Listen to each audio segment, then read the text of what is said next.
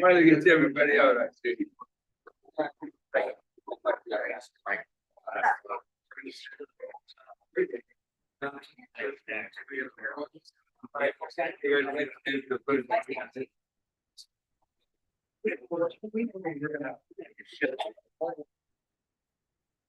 I pledge allegiance to the flag of the United States of America, to the republic for honor and for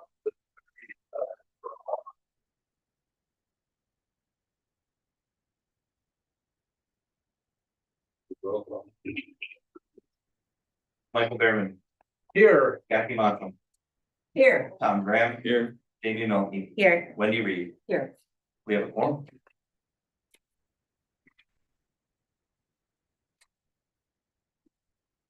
Any citizen comments?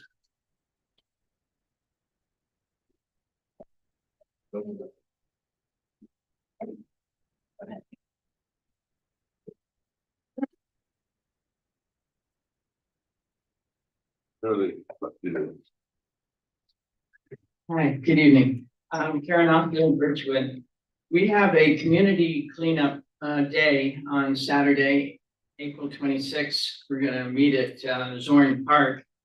And if your property needs help, if you're too busy to have help, to get help, to afford help, we're gonna try our very, very best to do our darndest to clean up. So we have a phone number, we have posters around town, and it's on Facebook. I've shared it with the city. We had a nice notice in the newspaper about it. So we have a phone number here. We'll organize it. We'll bring trucks, crew, and people. So thank you very much. Thank you, Karen.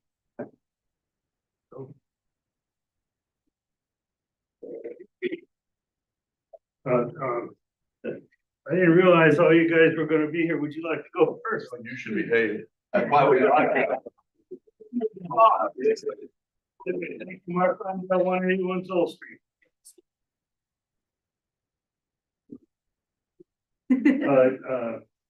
Okay, I'll make it as absolute quick as I can here.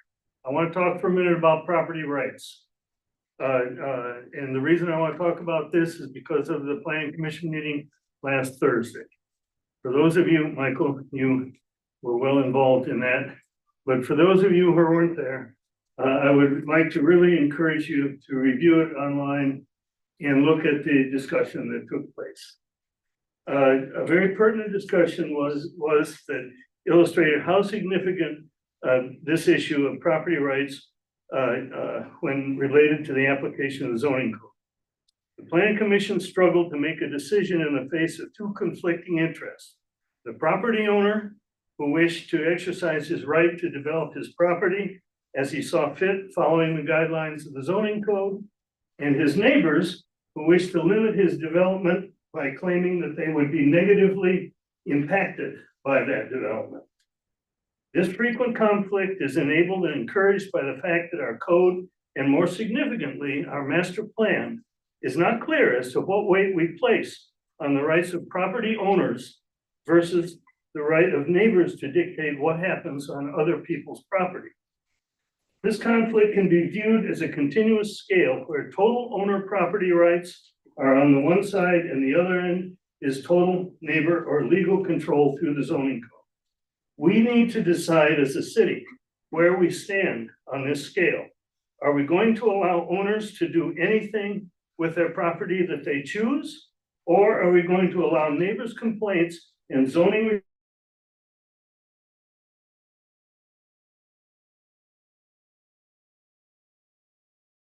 save ourselves and our volunteer city planning commission a great deal of grief and much fair and just code by clearly stating where we stand on that scale and how much of an owner's rights we plan to give to our neighbors. Thank you.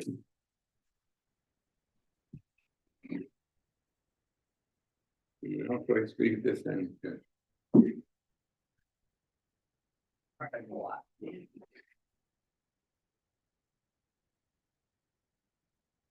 Hi, I'm Rachel Groon. I'm the Parks and Recreation Director for the city. I just wanted to let council know that we held our 4th annual Easter egg hunt this past Saturday. We had approximately 150 kids in attendance. We always laugh at this event. It lasts 5 minutes. Last 7 minutes this year. Yay. Thank you for the volunteers who helped stuff 3,000 Easter eggs and help the day of event. Thank you to Harbor Market for supplying bags to the event, and then a big shout out and thank you to our sponsor this year, Cup Space.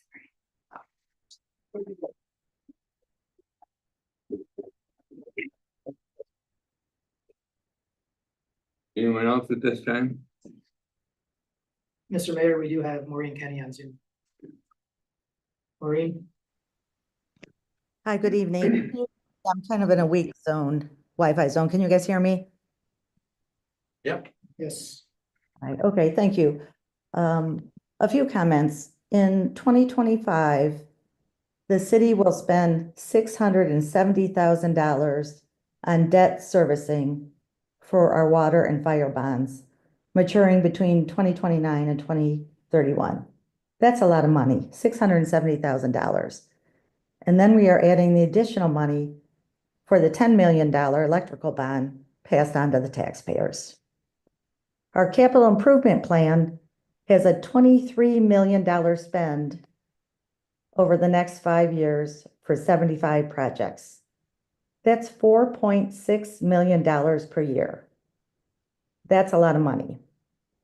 We don't know the financial impact of the storm devastation just yet. Will the state and federal funding come through? We don't know. DC is in a state of havoc right now. This catastrophic cost may be burden to our city. I'm asking City Council to pause on issuing additional bond spending and only pay necessary expenditures, not our wants. Second, an audited financial statement has not been approved by City Council since 2021. I would like City Council to look into that. And lastly, I ask that the city CPA firm that does our audits be invited to the next City Council meeting and give our tax-paying citizens a report on the financial health of Harbor Springs. Thank you.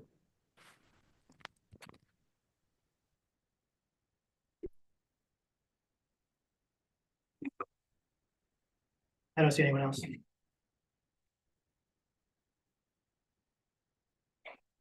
Moving on to approval of the agenda. Make a motion on the agenda, anyone? I Discussion? didn't make a motion. I didn't move to approve the agenda. Rather, I have a suggestion for amending the agenda, and that is to move the city manager evaluation closed session to the second to last item right before adjournment. It's often our practice to do that, to move our closed sessions to the very end of the agenda, so we can get the city manager's report, boards and commissions, city council, new and old business done, which usually are pretty brief items anyways. But we can get those done for the benefit of community members who can't stay for the closed session. So I ask that we pull item G and make it new item 8 and make adjournment number 9.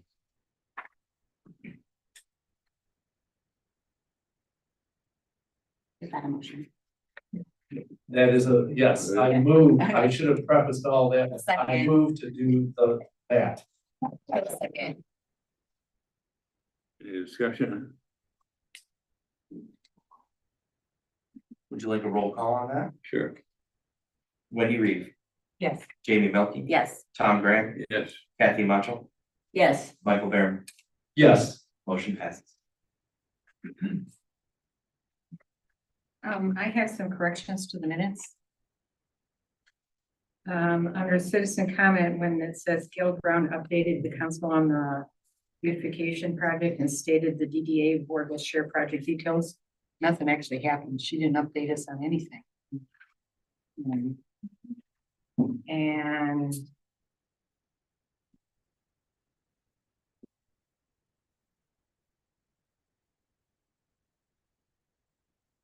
under the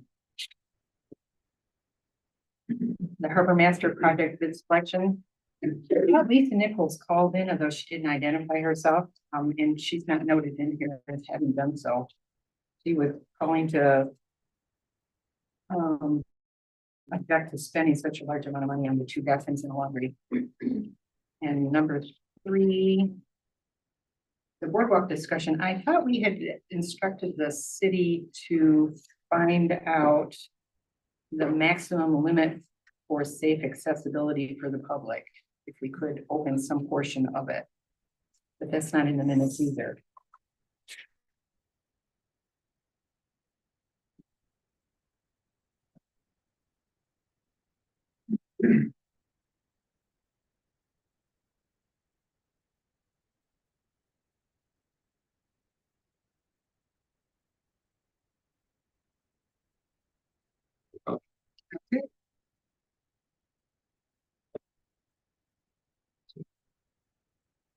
Would it be possible to pull the minutes from the consent agenda and, Jeff, could you make sure, or, Nick?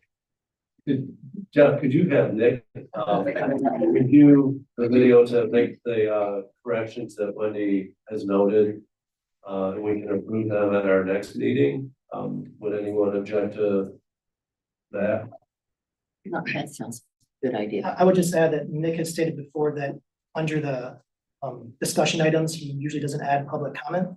He only usually adds public comment under the public citizens comment section. So it's not, it hasn't been his practice to add citizens comments during the agenda items. If that's something you want to do, you should do that for all residents, but I don't think we should make exceptions. So it's just a point of that Nick has stated the way he does minutes. That's the way he does it.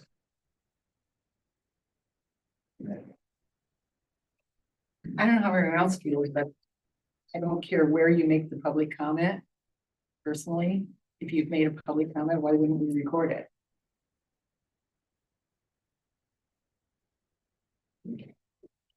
It hasn't been the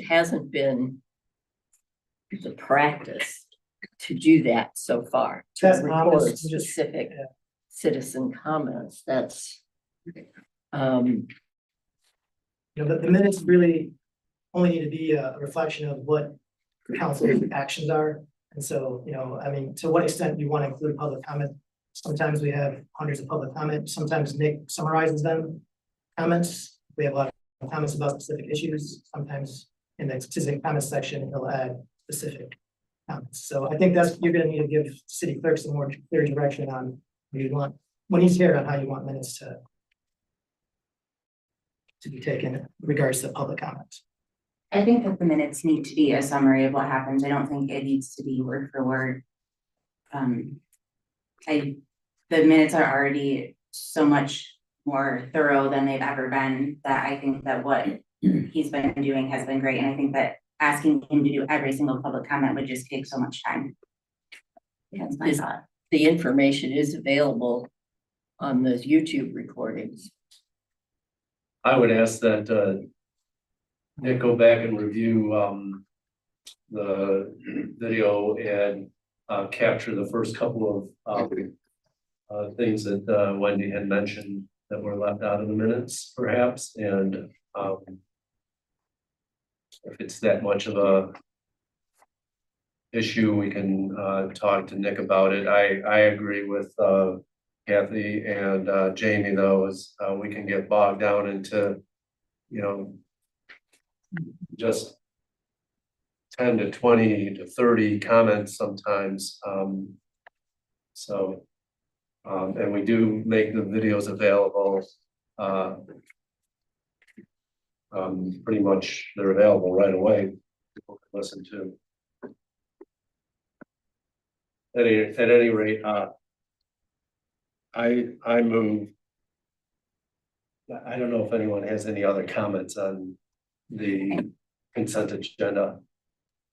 I just wanted to make sure that we pointed out that for any of the events that happen after the Harbor Master Building gets closed down for renovations, that we make sure that the people know that there potentially is not a bathroom available right downtown. But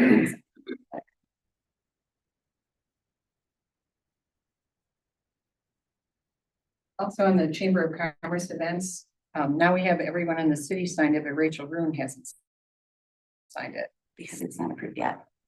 I think council has to approve that. That's why Rachel hasn't signed them yet. Once we approve, then Rachel can sign those and distribute them to the chamber, chamber foundation, et cetera, historical.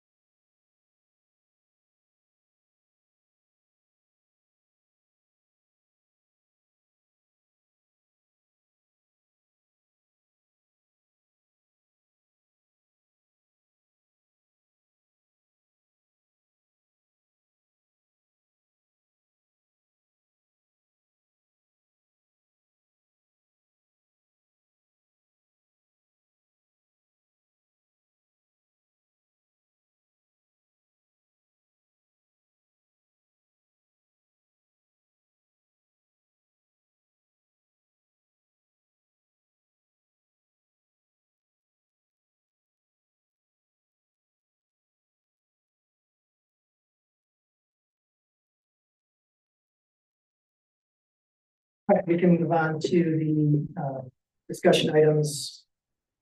We'll go to the ice storm report. So I think that's what most of the people are here for.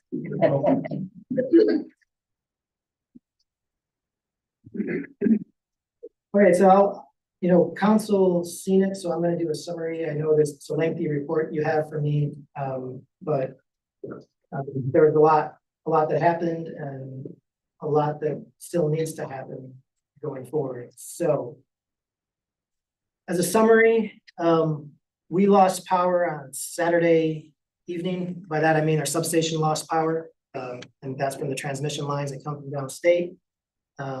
That substation was re-energized on Wednesday morning.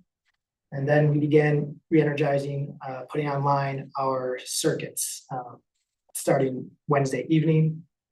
And then we had about 99.5% of our customers all online by the evening, Sunday evening. So there's approximately 8 days where some people were out of power, some people were out of power for 5, some 8. And we had a few stragglers on Monday and Tuesday of the week.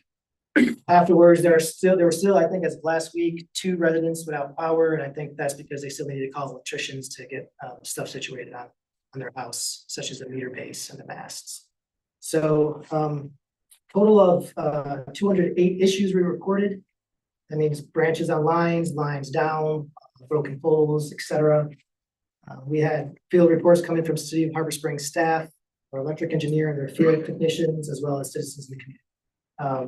For mutual aid, we had 8 different municipal electric utilities send men from Lowell, Portland. You see them all there. We had some crews of one-man crew and some 4-man crew, each with 1 to 2 trucks.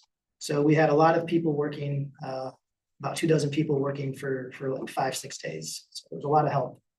That's in addition to our 5-man crew that we have.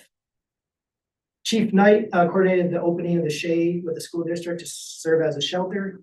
And that lasted as a shelter through Friday, 2 p.m. So it was, and then the shelter got passed on to the Harbor Springs Holy Childhood Community Center. There was over 18 area businesses that volunteered, and Kyle's gonna recognize some soon here, as well as over 80 individuals who volunteered for the shelter. There were 16 different meals served, 16 different times, over 2,000 meals were served to people, over 800 different individuals visited the shelter, and we had 163 people spend the night. Because of all the volunteer work and the donations, the city expense on food was only $165 for the shelter. So that's really a shout out to the community's engagement. When it comes to clearing debris, DPW spent the first few days clearing the road debris as well as sidewalks. They then transitioned to clearing more of the rights of ways and parks. Currently, they'll be removing debris that residents have placed in the right of way through the end of May, basically. So they still have teams working on that, and as we adjust back to normal operations, you'll still see them hauling debris to Kiwanis. I think it's going to be burning through Wednesday. Is that the plan? The plan is to continue burning debris at Kiwanis. We do have rules and that we are asking people to follow when it comes to placing debris at the right of way. That's on our website and on social media. So if you have any questions, please call us. I'll call Lucas DPW to know more about what you guys can put at the road right away. We're still assessing damage to trees on city property. I mean, every tree essentially has some sort of damage, but we're going to have our arborists come in and with our DPW director look at which trees are salvageable and which trees may be hazardous, and then making a list of trees or branches that may need to be removed if they pose a threat to infrastructure. And obviously, the community should be well aware that there are still many broken branches out there. So it is very likely over the course of this next several months, probably a year, that branches will fall from these tall trees, potentially on homes, potentially on infrastructure. So we may see occasional issues as a result of the storm going forward.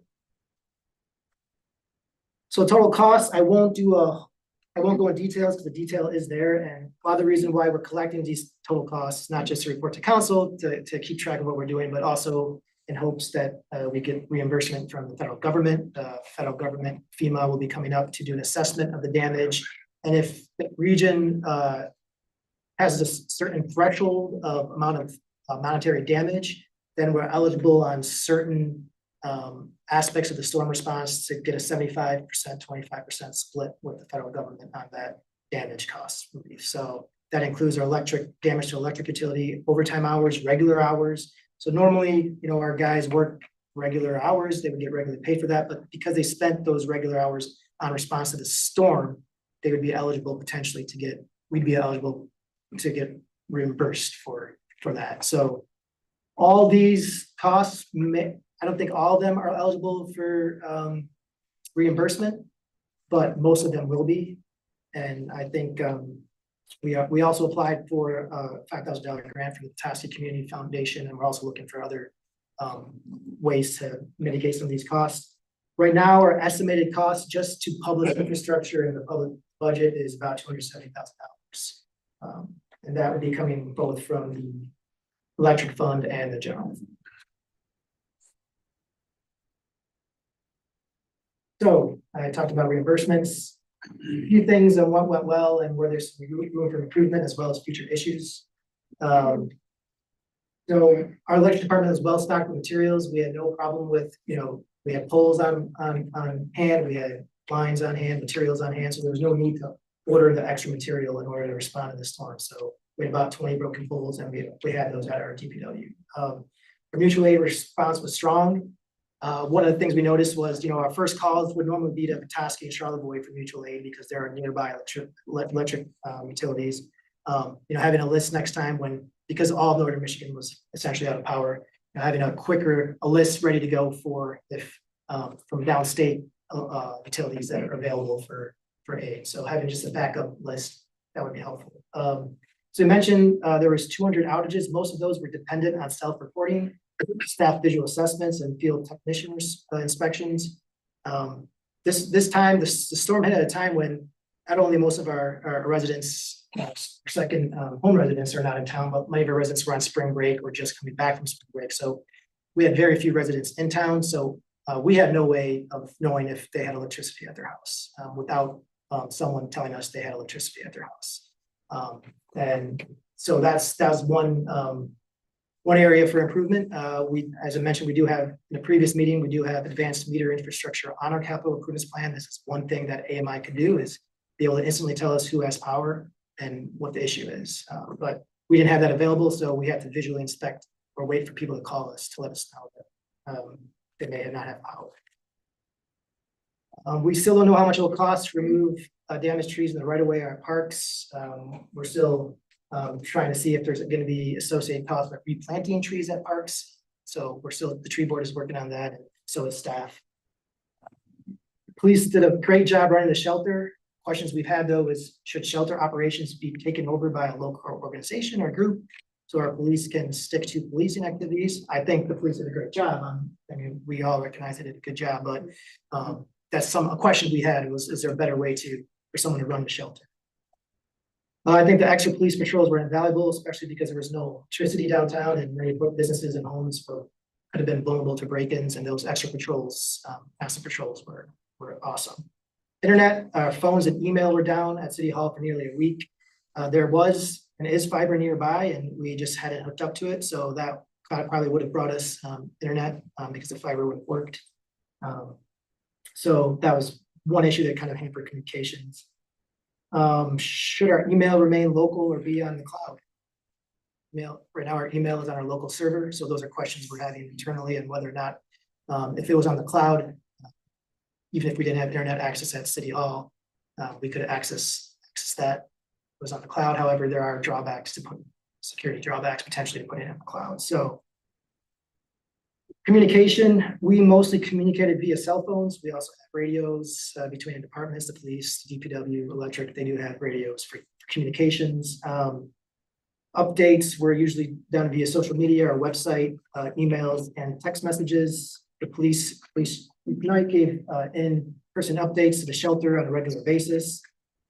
We've talked about other ways to communicate to the public if the internet is down. And we do have ideas for that. It's probably coming to City Hall to get information, which City Hall was open and people did stop by for information. So most people got information from the shelter, social media, our website, or at City Hall. One thing that wasn't that we hadn't accounted for when we do it emergency planning was for no gas stations to be open. So it's one thing we thought about is to have a storage tank for gas for city vehicles on city property somewhere in the future of that. We had diesel deliveries for our shelter. The shelter at Shea was our designated shelter. It has been our designated shelter, and we have a generator there that provides diesel to the shelter, the fire station. But we were scrambling for gasoline. So that was one thing we've talked about. Should we buy small standby generators for some of our wells? So our wells are at our lift stations. They were also being run by generators. City Hall was being run by generator, and the police station was being run by natural gas generator. So, do we need more generators for some more of our critical infrastructure? A point about our grid, it's a centralized grid. Essentially, we are all dependent on electricity and power coming from one direction. We want to consider other ways of keeping our city online, battery storage, large scale battery storage, renewable energy options. Those are, there used to be a coal plant here in the city many decades ago. We used to produce our own energy. So that would have, kept more people online if we had a large scale battery storage. So there's cost with that, though it's expensive. So these are things that we need to weigh going in the future. There are questions about burying and underground utility lines. It's very expensive. We do have a process for homeowners to bury lines in front of their homes, and they burden the cost. But questions are, being asked about whether we should bury our transmission and primary lines and what those costs could look like. Of course, those costs would require rate increases, and we have to decide whether or not the cost to bury them is worth, the potential outweighs the potential risk of what happens if they go down. And we saw what happens if the main transmission lines from Gaylord to our substation down. It was down for 4 days. So it can be a while for people to get transmission lines back up. So along with that, we have to consider tree trimming. It's not popular, but being proactive, continuing being proactive with tree trimming and removal of trees that threaten our lives. Problem with that is it's not aesthetic pleasing usually. If you don't remove the tree, the trim job, even if it's done well, it still doesn't make the tree look good. So there's techniques that can make them look better, but tree trimming around on lines is an important thing. I believe one thing also went well is we have healthy reserves in both the general fund and electric fund to absorb these costs, even if we don't get much aid from the federal government. We tend to keep, I know, Clerk Whitaker and my point has been all along that we want to keep our general fund, electric fund reserve balances at about 75% of operating costs for reasons like this. And so $270,000 is only about, less than 10%, but it's still, it's still a significant cost compared to what we plan to spend per year. We should also consider in the future our electrical fund situation, and this is a long-term thinking, but the city has been annually transferring between $100,000 and $240,000 from the electric fund to the general fund as a return on investment to the taxpayers for when the electric utility was initially created. So in the past 3 decades, that amounted over $6 million, nearly the cost of our second substation and transmission lines. Of course, this return on investment helps keep taxes lower because we're sending in $240,000 from the electric fund. However, it prevents us from saving up money for electric fund infrastructure projects, which as we see are critical. And I think it's a question to consider. If we don't do the ROI repayment to the general fund, then how do you make up the money in the general fund or do you concerns? So those are some, right now, what's been happening is we've been delaying infrastructure projects in the electric fund because we don't have as much money because of that. It's a philosophical decision or that the council needs to think about is, have we paid off that ROI? We'd have to start the books in we don't know exactly when this ROI started. It's been many, many decades. So it's increased over the decades from $9,800 to $240,000. So has that ROI been paid off? That would require a lot of historical research, city clerk, but I'm going to think about it in the future. So that is what I have as a report. We'll probably still have more to you when it comes to funding from the federal government and where we're at with that process. Right now, we're gathering data, cost estimates, and providing that to the state. And then we'll know more hopefully in the next couple of weeks about that. I do know that Chief Knight, Parks Director, they do want to make some comments and honor recognize some people for their dedication. So maybe we can do that first, and then I'll leave that open up to council can open up questions to me about this report. That's fine. First.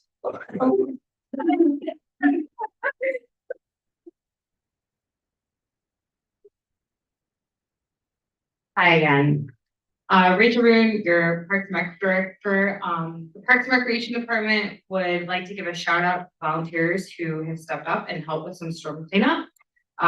Jamie Melky, Chris Bagera, JT and Jennifer Charles, Cora Smith, Dawson Moore, Janet Stewart, Dana Mulder, Harbor Springs High School Key Club. I'm sure there are others that should be on this list that are not, but thank you to everybody who helped.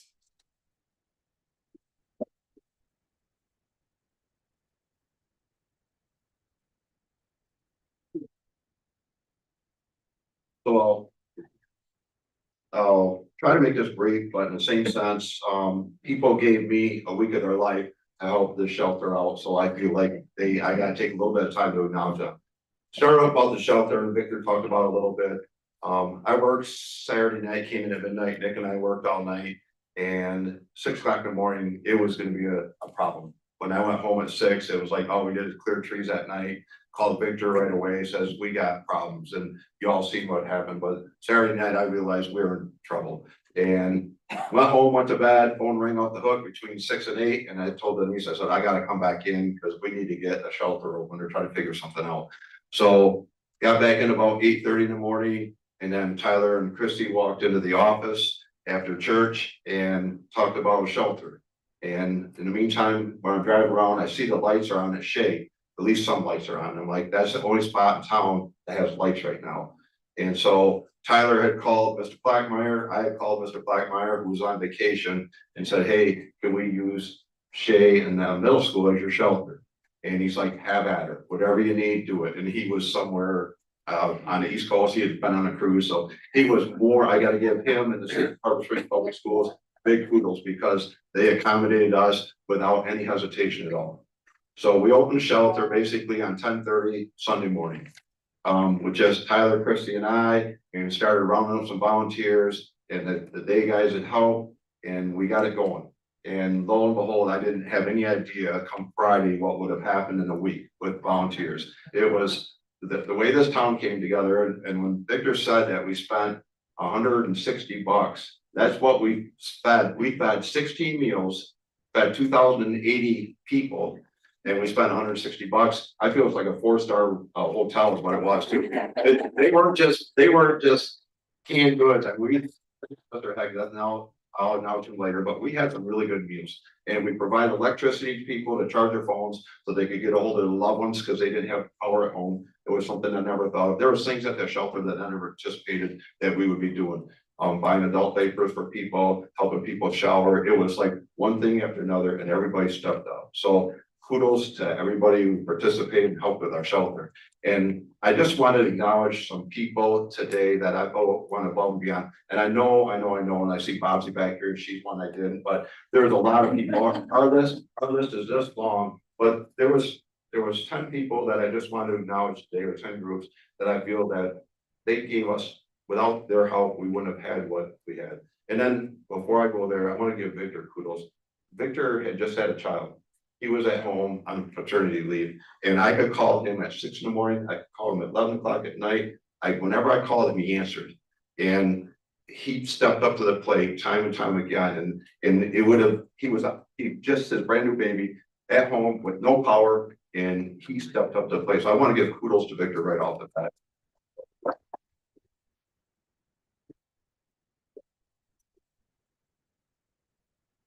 I can start out with, I participated in an emergency operations center over in Petoskey. We met at 10 a.m. and at 4 p.m.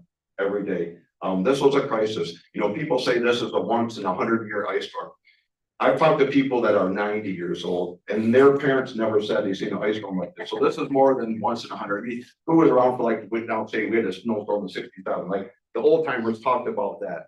Nobody's talked about an ice storm ever happened like this in Harvard. So this was more than I feel like a once in 100-year life storm or ice storm. So to start out with, I go to the EOC and Spencer, the fire department, come up with the idea to go door to door in Harbor Springs and hit every door so that nobody would be home and not have a place to go to get into our shelter. So I go to the EOC and I'm like, this is what we're doing. And I'm proud because I'm proud of what we're doing. And then all of a sudden, the county's doing it, Petoskey's doing it. And like, these guys stepped to the plate and right off the bat, we did it. So first of all, I want to acknowledge the Harbor Springs Area Fire Department. You guys can come up.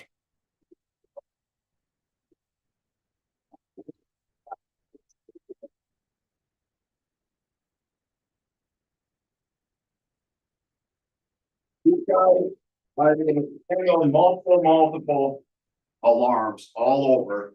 They took the time to go door to door, and I don't think we missed a home in Harbor Springs. We did not miss a home. And it made me feel good because my biggest fear was that somebody's gonna be at their home and we're gonna forget about them or we're not gonna know about them and they're gonna die.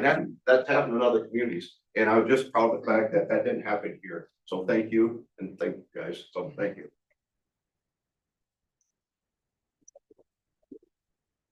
Another person I'd like to acknowledge is. Excuse me, Mr. Cubs, can you introduce Sorry. everybody in your team? For some of us who don't know. They're, so these 4 guys, we, through the storm, we answered, I don't know, close to 250 plus calls, in about 4 or 5 days. Captain Steve Splikowski, Captain John Weber, my assistant chief, Rob Taylor. We had about another, 6, 8 guys that aren't here that I'll add on the back later. But we basically divided our territory into 2 groups. Steve and John handled the eastern side. Rob and I handled the western side. We had split the, divided and conquered. Spencer and I communicated quite often with radio communications and kept everything in order. So between the 2 entities here, we got a pretty good group of guys covering everything. So,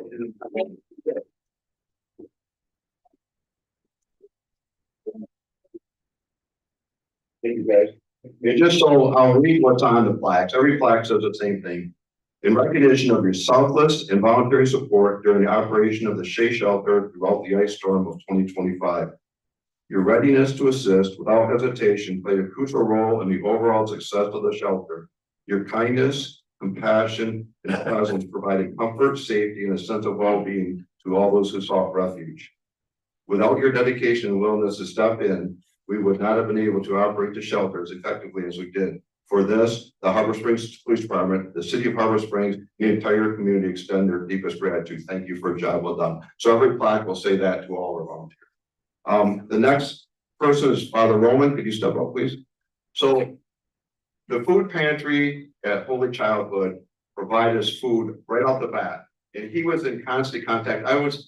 These guys manned the shelter. I was in and out of that place because I had a lot of other things going on. But every time it seemed like I walked out of the front door of the shelter, Father Roman was pulling in his Dakota Toyota pickup saying, you need anything, you need anything. And so he stepped up with a food pantry. And then on Thursday, we needed to get that shelter out of the school because we had to have school on Monday. And so I contacted Father Roman. He's like, nope, we'll take it down to the church. And he did an outstanding job of taking it from there and running. But initially, the food pantry and his willingness to provide us the resources we needed was phenomenal. So thank you, Father Roman.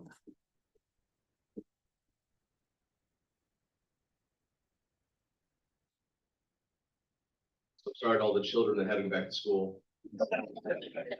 But truly, thank you for the recognition, but I take very little credit because what happened in this city and how it came together was just incredible. And the police officers taking all the time that first week, we're very happy that that's what the church is for, to be there in times of need like this. And praise the Lord, we have a beautiful building to offer to the community that's been here for so long. And so as being just new here this July, there's a lot of new things that I'm learning, but one thing that I learned very fast is that it's a special place here.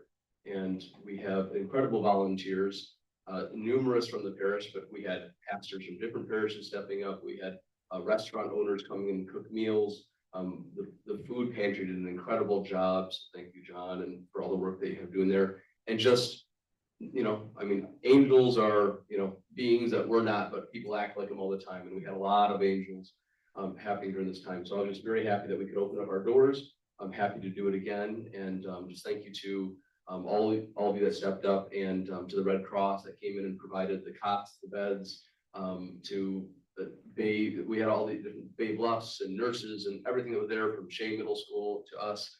And just, you see the great talents of people come out in moments like this. So we're very happy to assist where we could, and just thank you again for everyone that stepped up. Thank you, Father. And for all the people that I'm missing or that we didn't include today, I will be sending them individual thank yous. He's talked about Bay Bluffs. Bay Bluff staff came and gave a lot of our elderly a shower, and they did that voluntarily, which is huge. So next up is Patrick and Sally Hinkley. Come out. So these two folks.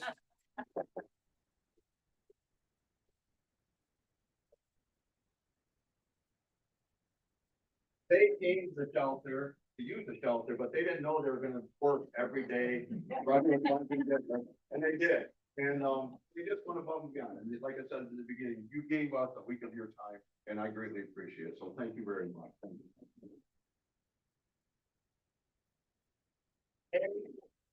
They are residents, live up on Sarge. And they were there. It was funny because I'd get there at 6 o'clock in the morning and they'd be sleeping up there. Next thing they're both waking up and they're going to work. And so, thank you very much. Thank you.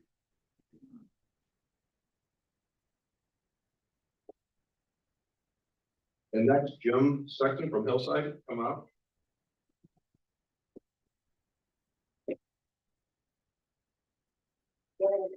Jim. Maintenance technician of Hillside, but yes, he is. So we were really concerned about Hillside, and Jim was able to get everybody up to the shelter. And so because Hillside didn't have power, they didn't have heat. That was going to be good for a day or two, but after that, we were going to be in trouble. And so he ran everybody up with a bus, and he was there every day, checking on them. It was phenomenal. And then when we closed down on Friday, well, I still remember, I made the announcement, I did my briefings at 8, noon, and 5:30. And I had a briefing and I says, Hillside's getting power really quick. And I remember the saving grace from God. He's like, we got it. And I'm like, yeah. So he ended up getting everybody back and you just went above and beyond. So I know that a bunch of Hillside people are very happy with you. I'm extremely happy with you. So.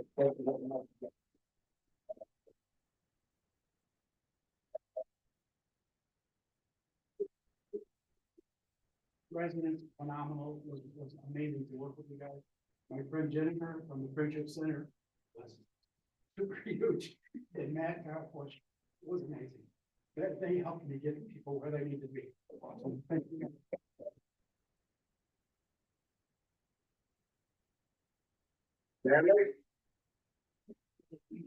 So we got all this food and we only took commercial food. A lot of people wanted to give us like pans of lasagna. My concern was if we took private food, we were getting maybe some spoiled stuff like that. But we only took commercial food to run the kitchen and we ran that kitchen. And I didn't. We had people run that kitchen. And so Natalie was one of these people that came in morning, lunch and dinner and ran the kitchen. And I called my wife, cause she used to be a food service director, maybe Monday or Tuesday. And I like, Denise, can you go up there and just help? And Denise talked about Natalie and Natalie sort of like, da, da, da, da, da, da, da. Cause my wife ran the school food service and she ran McDonald's, but she didn't do like a business like Natalie did. So her expertise up there all the time was phenomenal. So thank you very much.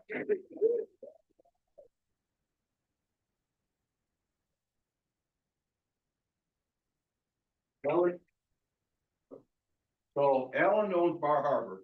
We needed dinner. And we get dinner, like we had first one night. Like, so Bar Harbor stepped up and Alan did with a bunch of staff, and I'm gonna exclude people, I know that. But Alan stepped up to the plate. I think he cooked us 3 dinners at least, plus some other meals, and it was phenomenal. And like I said, this was like a 4-star hotel. We might have.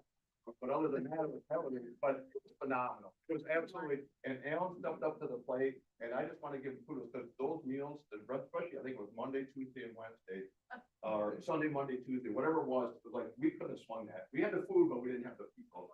And you brought the food and the people, so thank you very much.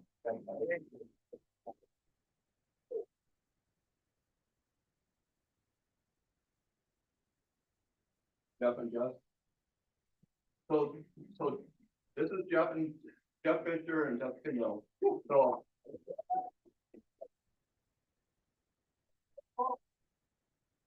that's a teacher for Harvard Springs Public Schools. Anyways, the email out, Ms. Blackminer, asking for volunteers. And Jessica got a hold of me and said, I've made it rain into you. And so she volunteered on Sunday night, the first night of our shelter, for a shift from 6 to 10. That was her shift. Yeah, because the people that were there ran this taking place. Like, who was there from 6 a.m. till 7 o'clock at night? And this started at a 4-hour shift. And this started on Sunday and it went all the way through Friday. I remember Friday when we closed out and I gave my last speech, like they were there. And this is their husband, Jeff, and like they were there all the time. They didn't have to be there. Like there was a lot of people there, you know, like they just stepped up. It is phenomenal. And we could have done it without you.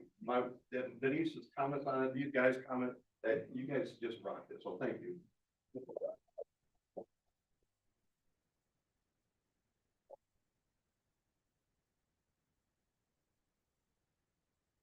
And Chrissy Swift.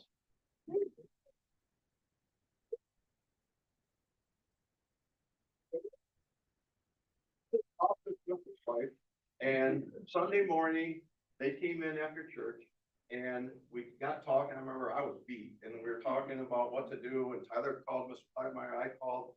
We walked up to the school. We started off with absolutely nothing. We walked. Power to the outlets. Yeah, no power to because we had to hook up our generator to that to get it to go. So we had nothing, but we had a warm place. And we started with that, with Chrissy and Tyler and I, and then it just morphed into more.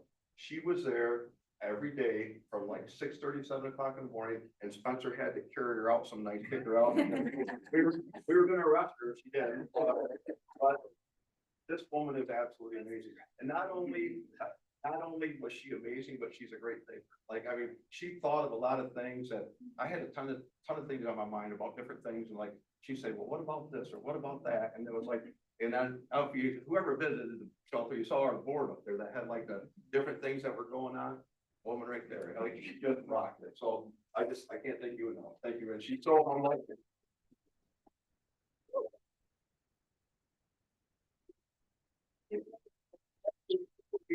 Our schools as well, so.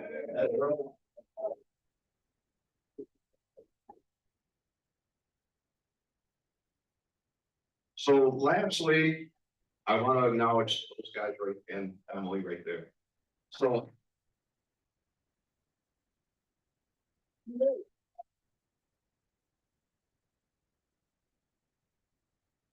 It concerned me a lot, number one, and Victor talked about it, it was dark. I mean, those of you who are out after dark, it was dark. And I was worried about how homes getting broken into, businesses getting broken into. We have business downtown that have narcotics with no alarms, you know, I shouldn't share that, but it's like. We were one, and so, and then we had to, my objective was, we were gonna have a police officer that sheltered 24/7. Because I want to make sure that whoever's at the shelter was comfortable as well, and that we stepped into it, we were gonna own it. And so these guys and Emily, they worked a lot, the budget's way up there, but they worked their butts off to help that shelter go, to make sure everybody was safe. And I owe them a ton, and I'm so proud, like, I go to that EOC over there, and like, we're rocking it, and I'm all fired up. I mean, even though it was devastating, and it was like traumatic, like, I was so proud of what we were doing in our little 7-man, 1-woman police department, that we just, they did it all. And two things that never came out of their mouth. Number one was, I have stuff going on at home, I can't work overtime. They all worked a lot of overtime. Two of them have little babies. We all had crises. We didn't have power. They would work a 12 to 14-hour shift and go home to a full house. They stayed in our upstairs. I mean, it was like, we had our own personal problems to deal with, plus what we were doing in Harbor Springs here. So that was one thing. And then the other thing was, this is a police work. And I never heard that on any of their mouths. I talked to Spencer about it. He didn't hear it behind the scenes. Like, they stepped up to the plate. They never said, we like helping people go to the bathroom, senior citizens at the shelter. That's not police work. They never said it. You know, sitting, running dots at that shelter, whatever they did, like, I never heard it. They never said one word about, chief, I'm tired, I got kids at home, I got a problem at home, or anything like that. I'm very, very proud of each and every one of you. And it's like, you guys rock it, and you make our department what it is.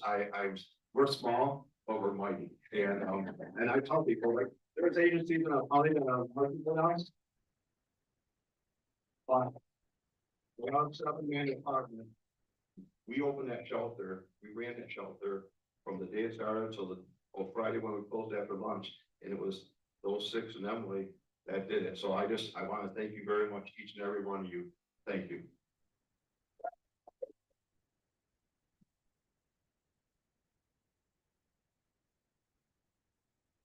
That's it. Oh, no.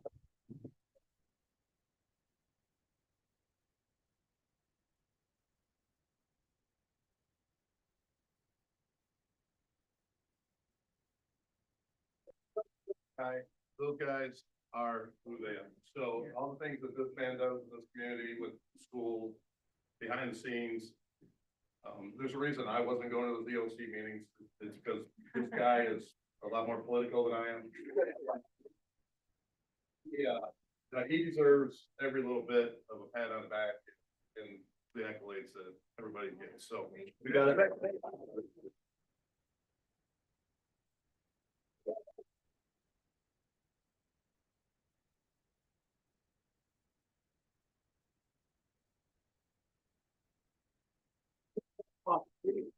We got a great team, I tell you, and it's like, I'm helping to dot the ball of everybody we have here, and we'll continue to serve you to the best of our ability. This is a different thing that I never would have planned on. These people say, well, you need to plan for this, you need to plan for this, and it's like, this ice storm hasn't probably hit in 200 years if we were lucky, And you know, like, you need to be on, you need to put stuff out on the radio. I don't know who tried to listen to AMF radio. You hit that scan button and it'd go all the way, and it kept on going. You couldn't, we were, and like, just word of mouth, that's where Emily came in. Emily, can you please post this on Facebook? Can you please do this? And she would run at the office, and so I'm just, thank you all. We'll continue to fight hard for everybody in Harbor Springs. Yes. I would just like to say one thing. I have a bad habit of looking around. Went down Main Street today and I wanted to see what was going in at the Harbor ice cream. I'm looking and I better get straight again. And I'm here and I look around. He looks familiar. It was the chief. He said, I'm not upset with you. He said, I was jaywalking. Thank you for the support, everybody. If we have another one, we'll be right back.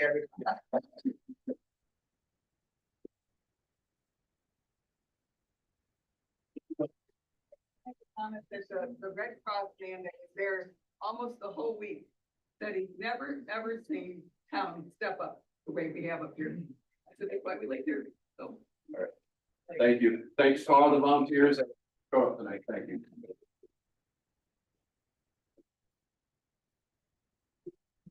Okay, so as some people do shuffle out, Bob, I know you had something to say. I just also want, everyone is important here, but some of the most important people are electric linemen, 5-man crew. We had 2 injuries on the job. It's one of them still kept on working through on it. So the work they did 12 to 16 hours shifts, and some terrible elements. It's just.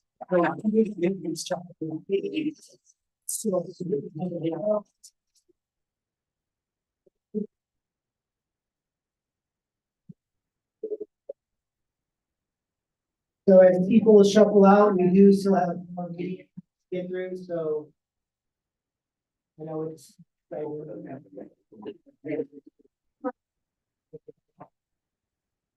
Yeah, we'll give it up 2 seconds.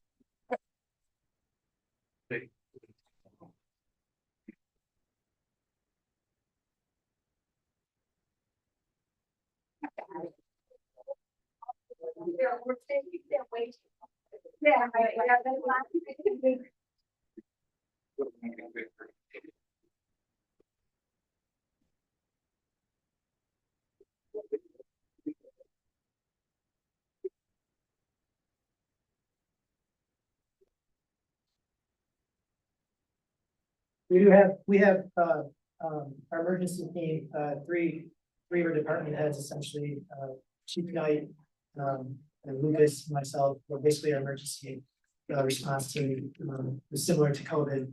And both of those guys stepped up, they knew what they were doing without them on our team. We'd be a little more lost. So thanks to you guys as well. Yeah.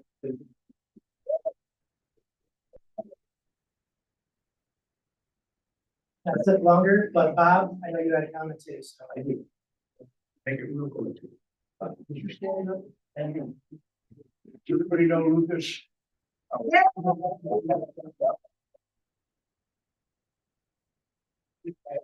That were behind the scenes, who was in the 250-year history of the Marine Corps. The highest compliment that you can get is 2 words, saving me. Well done.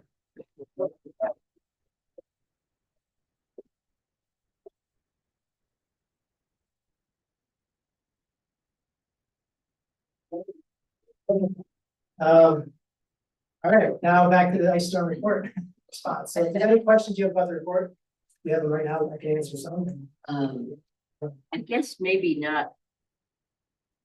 Oh, sorry, maybe not questions, but whoa, there's a lot in here. Yeah. And a lot to absorb and a lot of things I think we're gonna be talking about in the next few months. So I don't know at this point if we need to decide anything, but I have lots of things circled, highlighted, etc. for discussion later, and I don't know how the council's gonna how you're gonna want to approach that for the rest of the council, but we need study sessions. I mean, certainly I like your you know, what went well from future issues. And those are things that we need to discuss more. So I don't know what you think about that or what. the No, other absolutely. council- We do have emergency plans at the city and the county. But you know, not every emergency is different. And as I said earlier, one of the things we noticed with this one was no gas stations. So that's a lesson to learn, you know, that, you know, gas storage, right? Another thing that came out of this was backup shelters to our shelter. So Shea is our planned shelter, Shea Elementary School. But if that went down for some reason, for example, that's near a flood zone. If that was flooded, you know, what are our backup shelters? We talked about City Hall, which is run by a natural gas generator, and DPW buildings, same thing. So those logistics. So there's a lot of things that we can get into more detail about, but there's also a lot of big picture stuff as well that we can talk about. Thanks.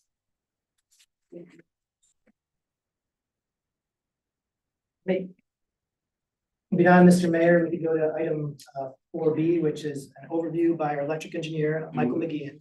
Just, we want to take public comment. I forgot about Mr. Mayor, just to give folks a chance to give feedback, their perspective. Sure, man, I'll hear to look at us, yeah. any public comment on the ice storm response report.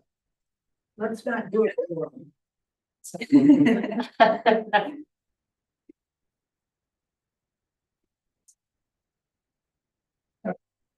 Hey, 1 second.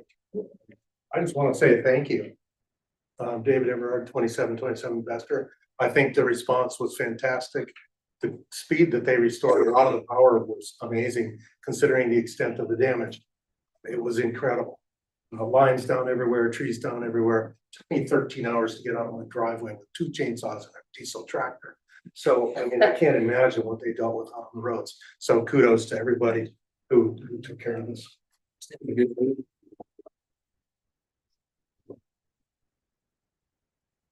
Thank you, David. All right, moving on to 4B, which ties into a little bit to what we're talking about. So Michael McGeehan, who is our electric engineer, is going to give an overview as council requested on the projects that we are proposing to bond for, which are the substation transmission lines, M119 improvements out west, as well as the advanced metering infrastructure.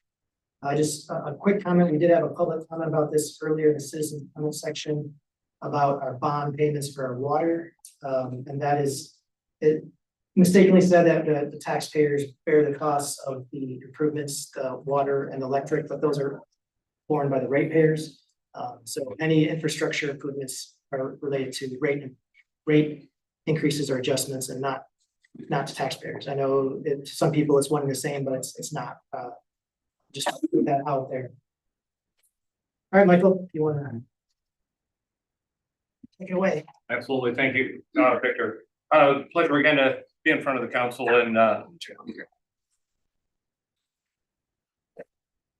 share and just give the quick background on the projects that we've been looking at for some time through this system study that we presented a number of years ago, and seeing them now, of course, coming to fruition and looking at it from the financial side.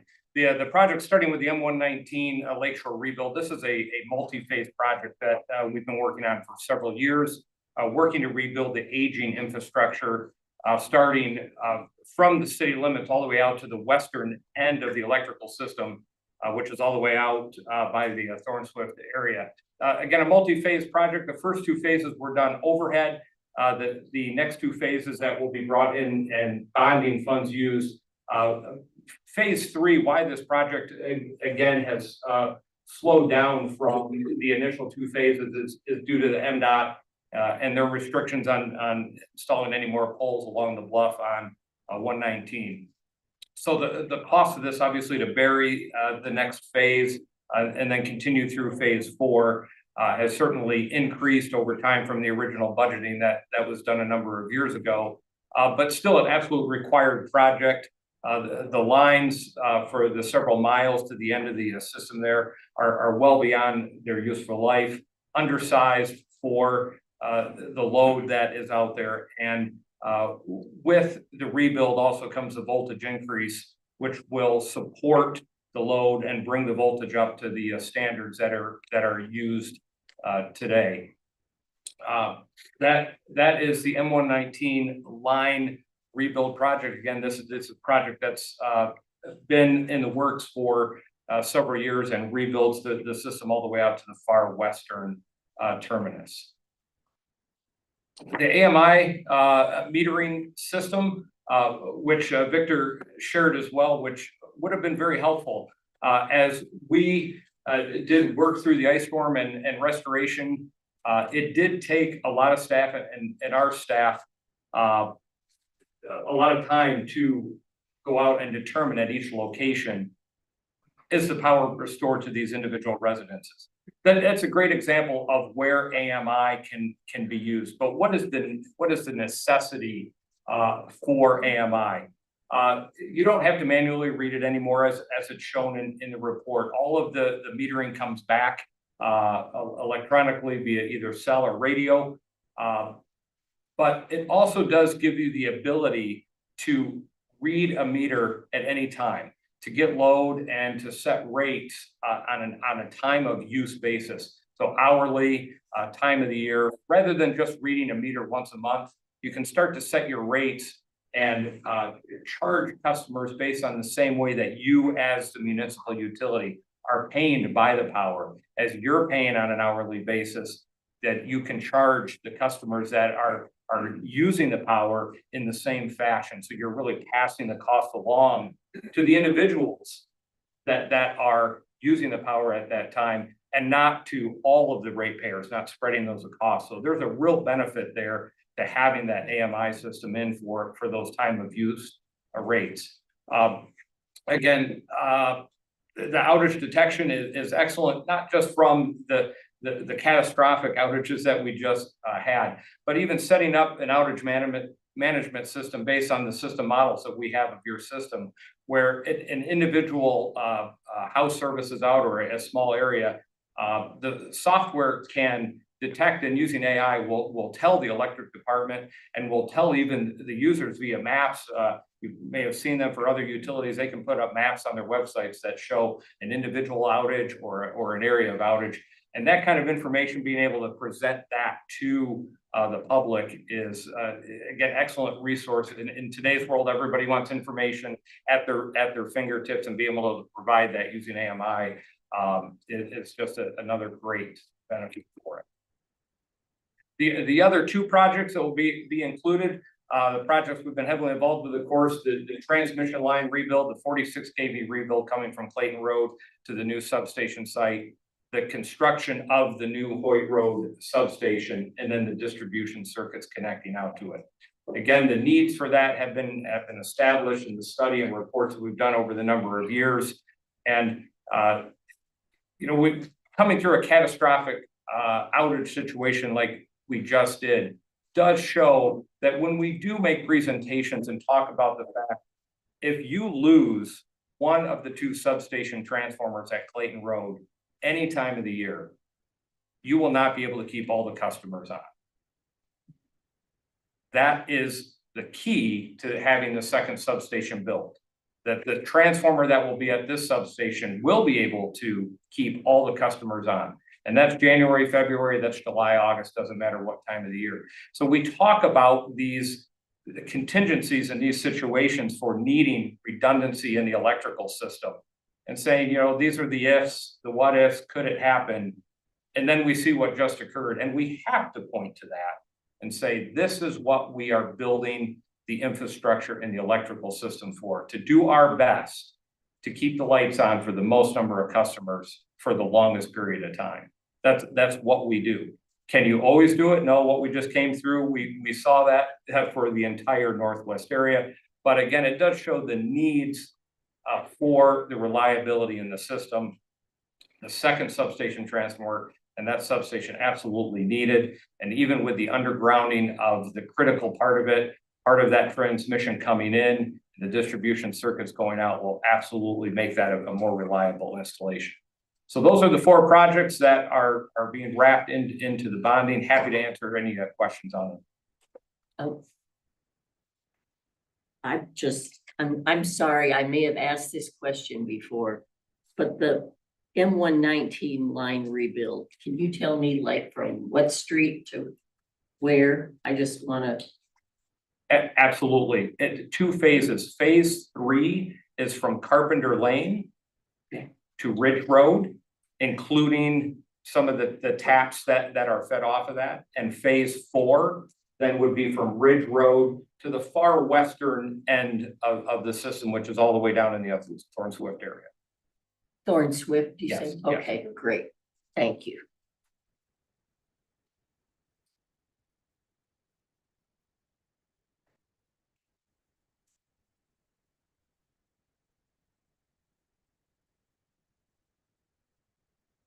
What would be the cost to bury lines? That's a very generalized question. Yeah. And I'll just give you a little background because it is difficult just to say, here's the cost. Because it depends on the size of the line, the number of phases. Is it a single phase line, a 3-phase line? Is it a main circuit? The ampacity or the capacity that's needed on it, and where that line is. If we were going to bury a line right through the middle of downtown, you could think about the amount of infrastructure that would be torn up, roads, sidewalks. The cost to do that as opposed to burying a line coming across a field in a more rural area. So those costs, again, it's very difficult just to say a per mile or per foot because there's so many variables associated with what type of line is it? What type of conductor is going to be put in the ground? So I apologize, I can't just say it's X dollars per foot, but I'm certainly happy to try to explain or broaden that answer. So I think it was about 2008 when East Bluff buried their power lines. And if memory serves, it's about 20 homes and it was about $2,000 each home. 40,000 for 2 blocks. And the street was all torn up because it was getting resurfaced at the time. Okay, and I was involved in that project, but I do not, by memory, remember the cost per home or for that total project. Betty would like to say something. She's on East Bluff. Who paid for the school? Burying the blinds in front of the school? I don't know.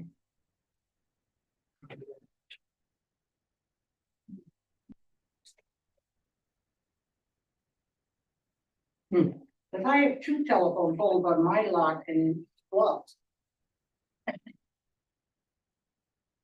Yeah, I think we did for part of East Bluff. I believe the residents wanted to bury the lines and we did believe get a quote together.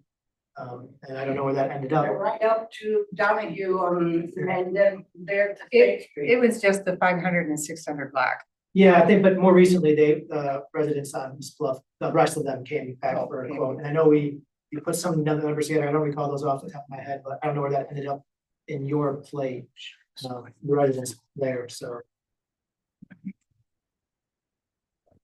Is there any place else in town where they're buried?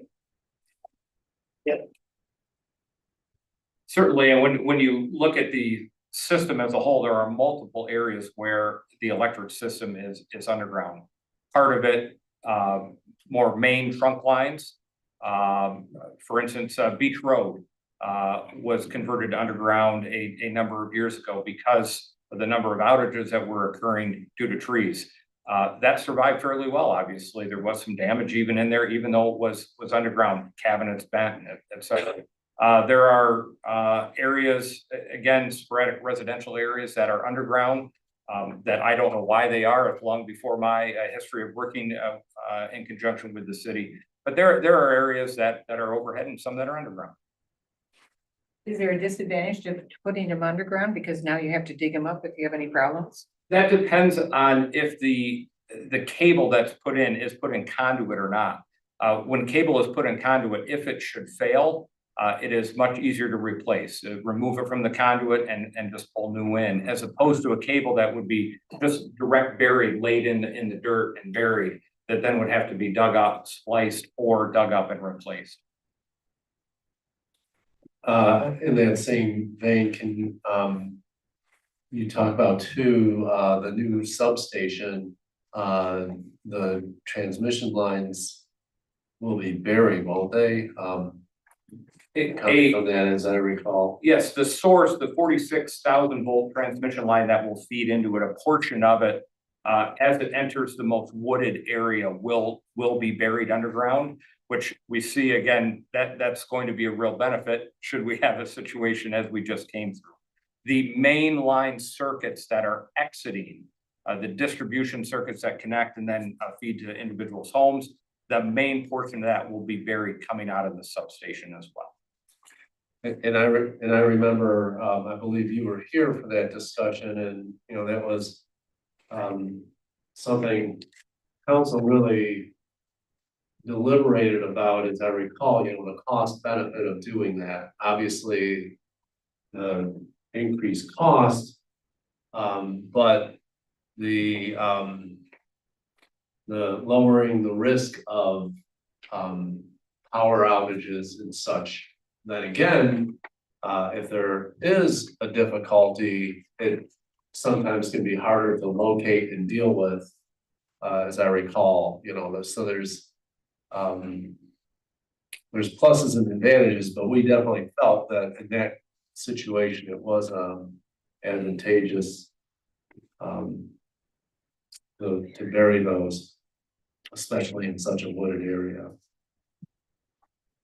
I think one good example, thank you, Michael, and a few years ago when the city was removing the pine trees that were on Bay Bluffs in front of the skate park, the cost to bury those lines would have been, you know, a few $100,000 because those are the primary lines coming in versus $40,000 to remove the trees, which, you know, was a lot more. That's the council at that time.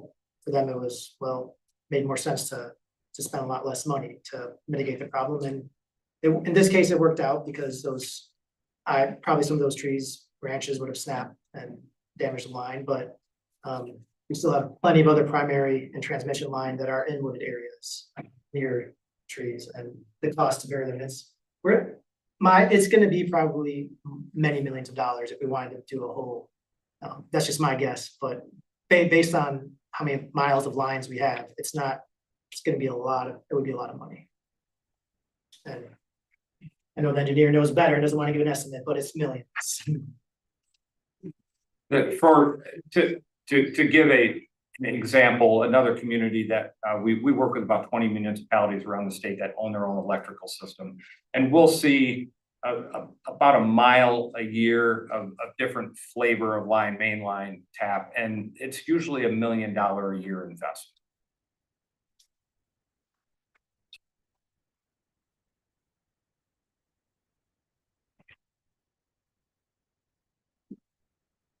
I'm assuming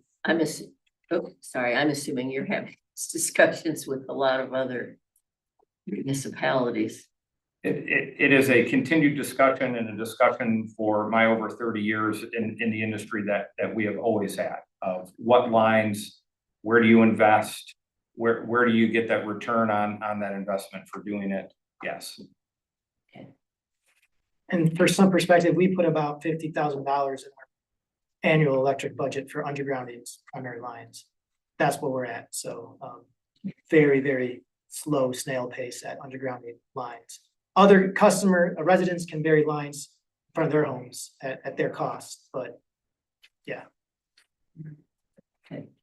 As we rebuild roads for various reasons and infrastructure, whether it's sewer or whatever, are we taking into account possibly at least putting conduit in there with the possibility if we did go that route? Some of that work is already done. So actually, when we came to council with the State Street project, That's exactly what I was. yeah, one of the elements was as conduit to be, if we ever want to go underground there. So that was us being proactive.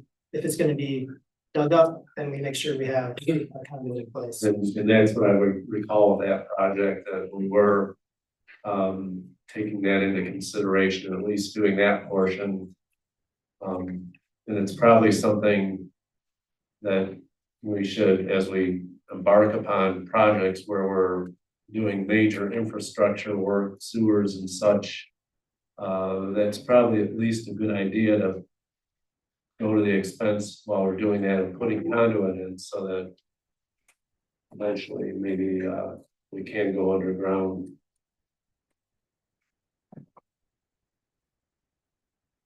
So no decisions need to be made. Of course, council had asked for more explanations about the projects that we are asking the bond for. In May, we will be coming, have a thorough discussion about whether or not, to accept the bonds for substation transmission or to accept the bond for all the projects, to go out the bond for all the projects or just for the substation or, but this was to give you more information. Of course, you can open up the public comment, but I also encourage you, if you think of something later, any questions that you don't think of tonight, please email me. I can send them over to Michael McGeehan, our engineer here, and get you an answer before we discuss this in the May meetings. But while he's here, if you can think of anything, please feel free.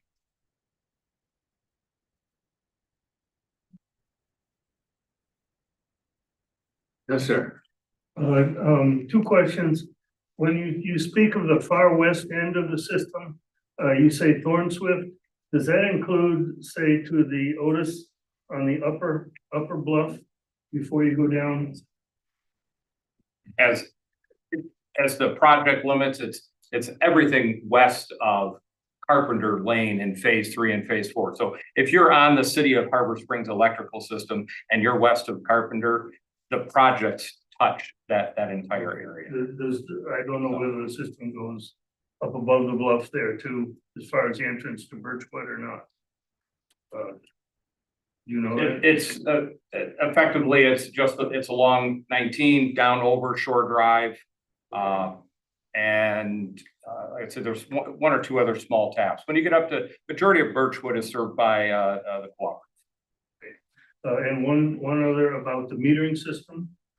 This AMI metering system, is it a reversible metering system whereby people who might have solar or wind or something installed, can they feed back into the grid through this metering system? Yeah, yes.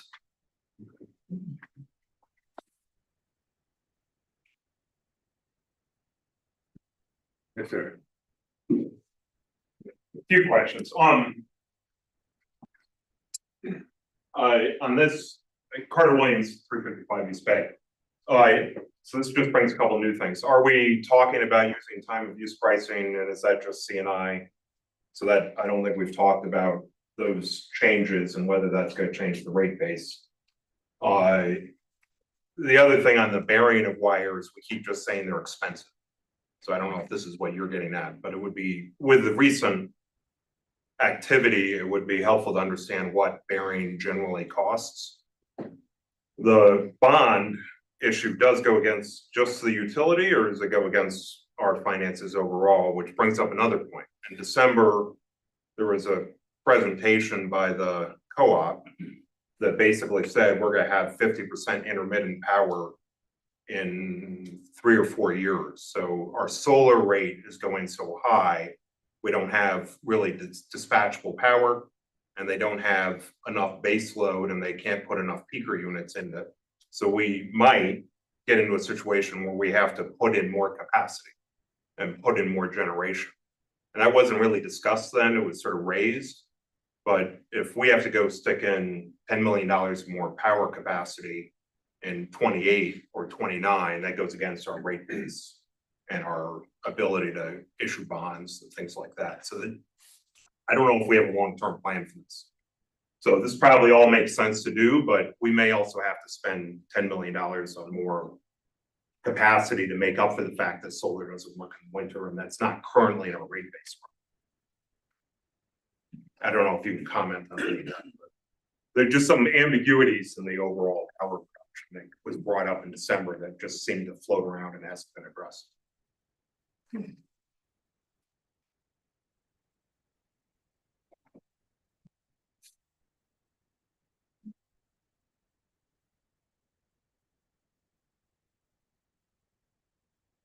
We do have Margaret's iPad. Yeah.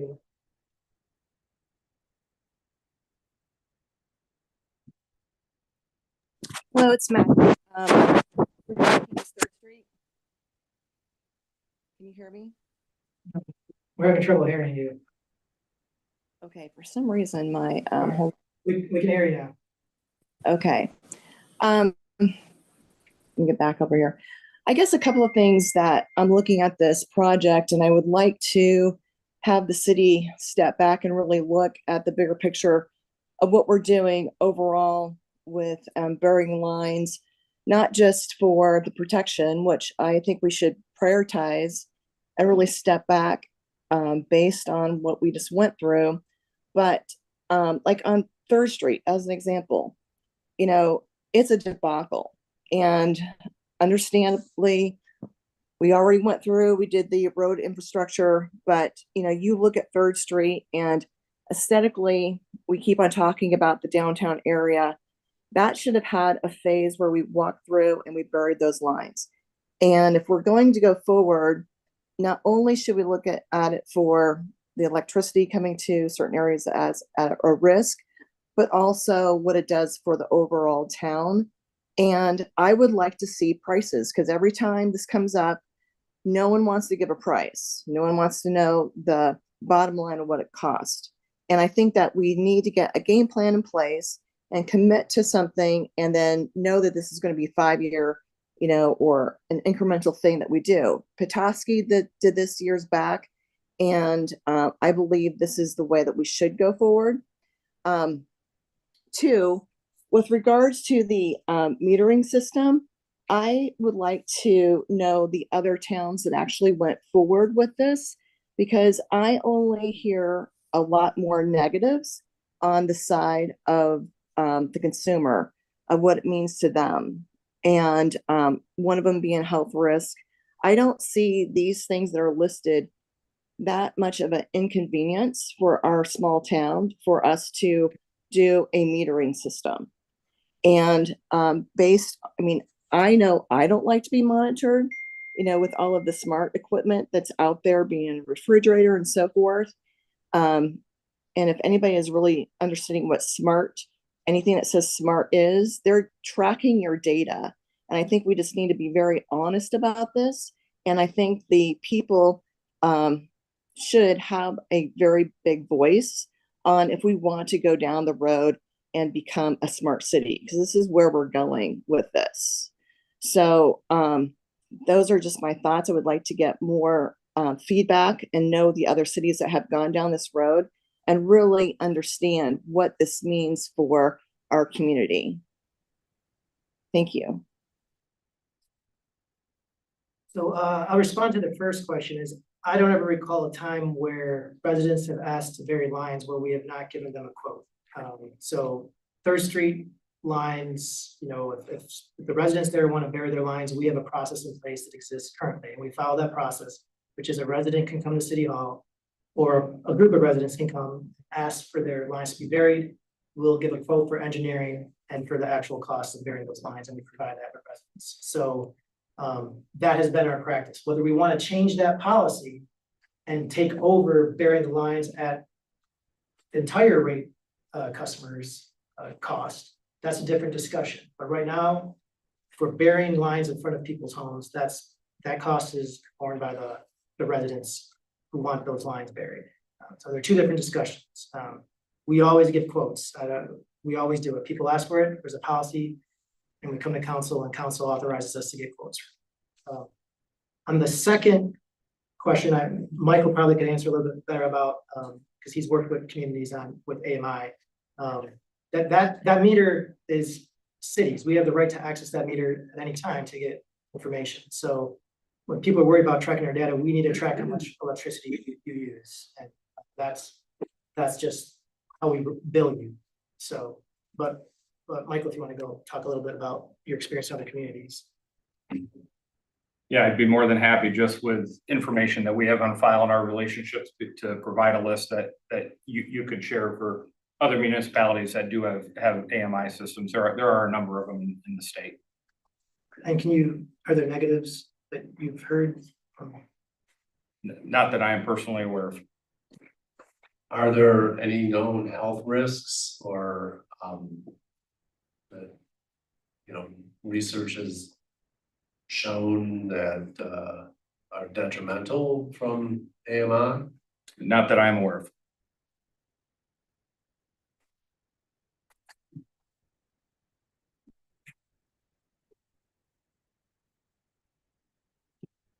Did I understand correctly that the type of line that you're burying also affects the cost? Yes, absolutely. Okay, so if it's a distribution line or a transmission line or, sorry, I don't know all the terms. Yes, Okay, yes, that is correct. okay. So that's another reason we'd have to know what kind of line somebody wanted to bury. And Before we how can many, quote a price. absolutely. So a section of line may have the transmission on top, distribution, and then even service lines down below. So that's why, again, the cost, and then as you go down the road, you may have distribution and secondary and service. And then it may change in the next span. So the costs, and we've provided many cost estimates for burying, and as Victor said, if when they come in and we're requested to do that, we're more than happy to provide that as needed. Got it. Thank you. Is there an average for each homeowner's individual line? I mean, can vary widely. It can. I'm thinking about what Maggie said, and in our own experience, they were repaving the street, so one citizen on the street got the idea that, hey, let's bury our lines, and they spearheaded the whole thing. If you're unfortunate enough to live in a street where that goes right by everybody, maybe we would be better off to, when these opportunities arise, the city steps up and offers to the residents of that street, this is your opportunity to do this, and this is our idea of how much it's going to cost you to do it. And then we'd be a little more proactive in pursuing that, and they actually, I maybe 50% of those would actually take that.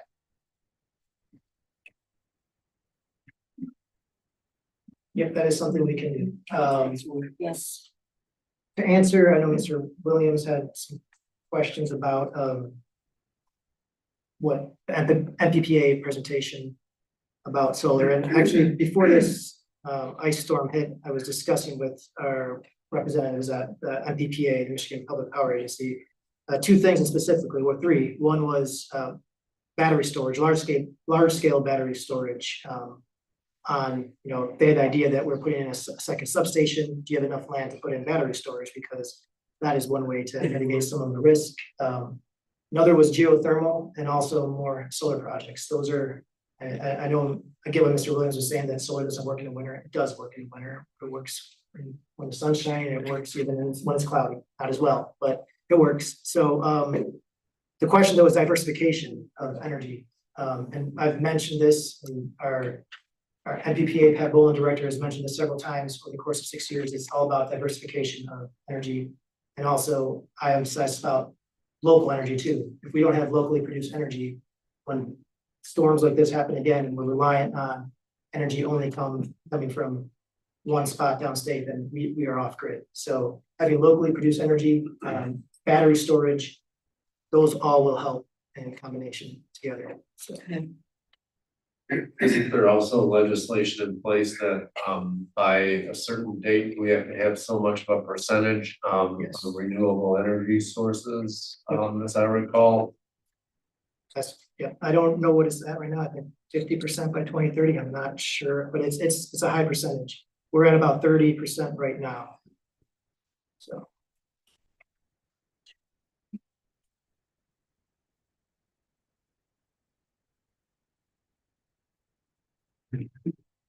Bill Mulder, on Summit Street. Because burying is gonna be so expensive and so long-term, do you have any recommendations for us on tree trimming or even tree removal? Could we just go really aggressive and remove city trees that are near lines, trim them ruthlessly? You know, something that we can accomplish this year, in our existing budget. It's like, trees kind of turned against us, we still like them and, boy, we saw what they can do to our infrastructure, so. Where's Dan? To answer your question, there are standards in place that utilities can follow. And the arborists are really the experts as well, as far as best practices for trimming, not destroying the tree, how to trim it. Victor commented on that as well. But I personally am not going to tell you as a community what you want to follow as a tree trimming practice. Do you want to cut 6 years, which is common, a 6-year cutback, or a 10-year cutback, or completely clear and open right of ways? That is a community and a utility decision to be made.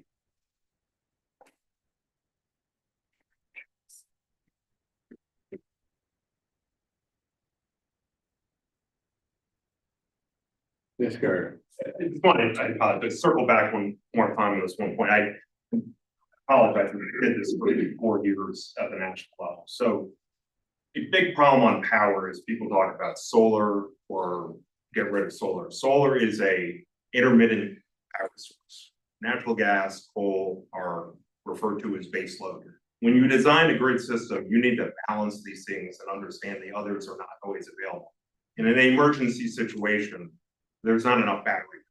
A megawatt of lithium ion power, which might power this town for, we use probably 3 megawatts, 2.5 megawatts, would power it for less than an hour. Need base load capacity.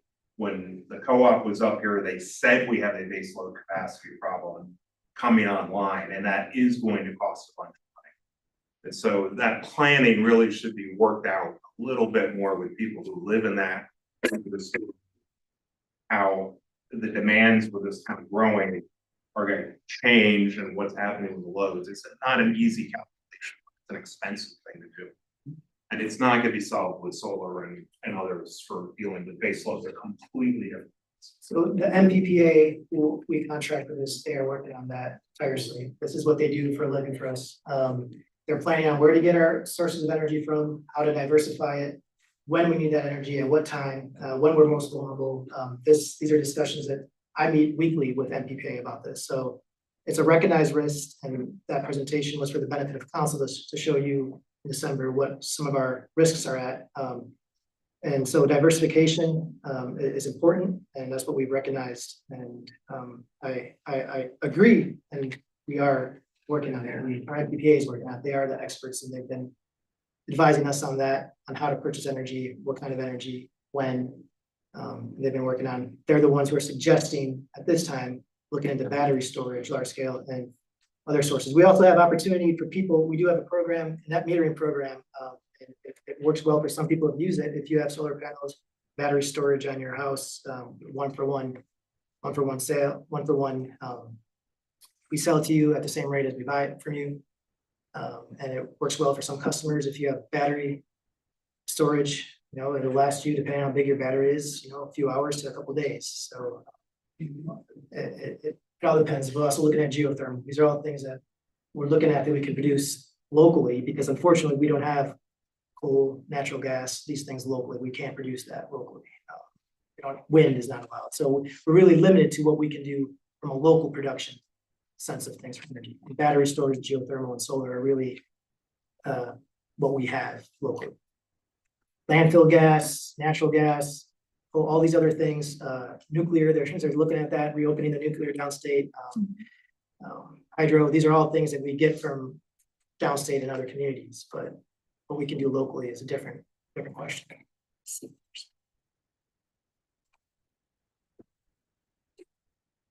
Well, we have a small nuclear plant. We do have a lake for cooling. It seems like maybe the best personal choice for each person is their own personal generator tied into their gas.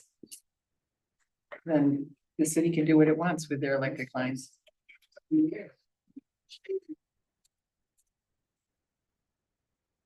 Sounds like we have a lot of time.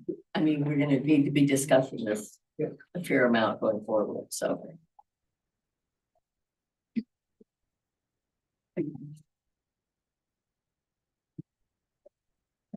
Thank you. Chair.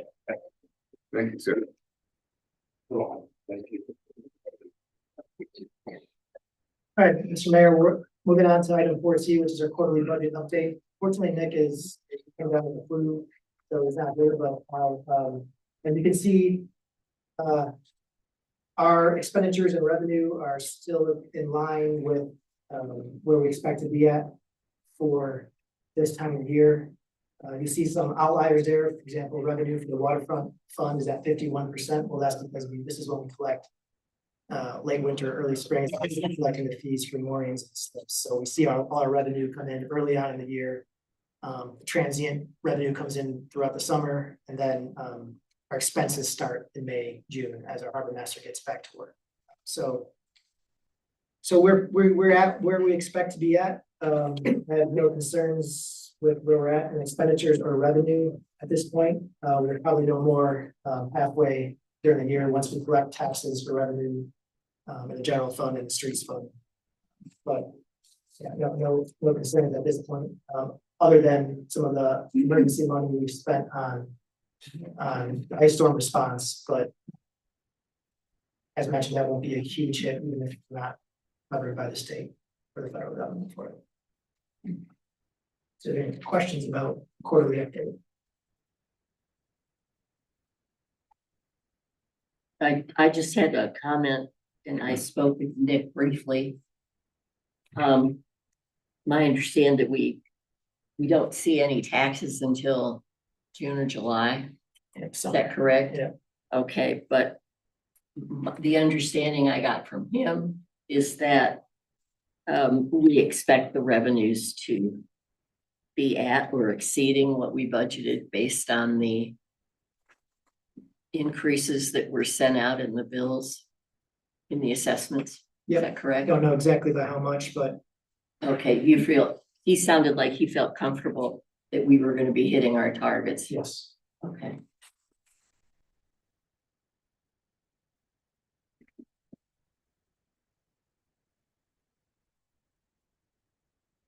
Any public comment? Question about the budget?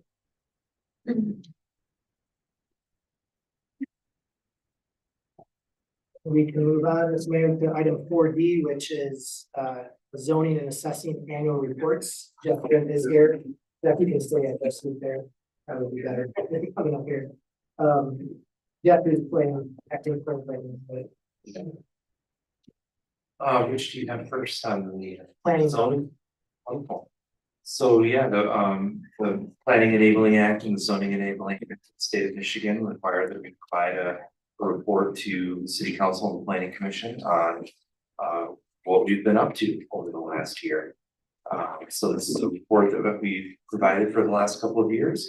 And really it's pretty straightforward. We've been continuing to work on the zoning code, doing what we need to do for that. So the number of planning commission meetings has been about double what we normally have had. The planning commission has been working very diligently with the community on reviewing and updating and making the appropriate changes that they need to come back with a new zoning code for everybody.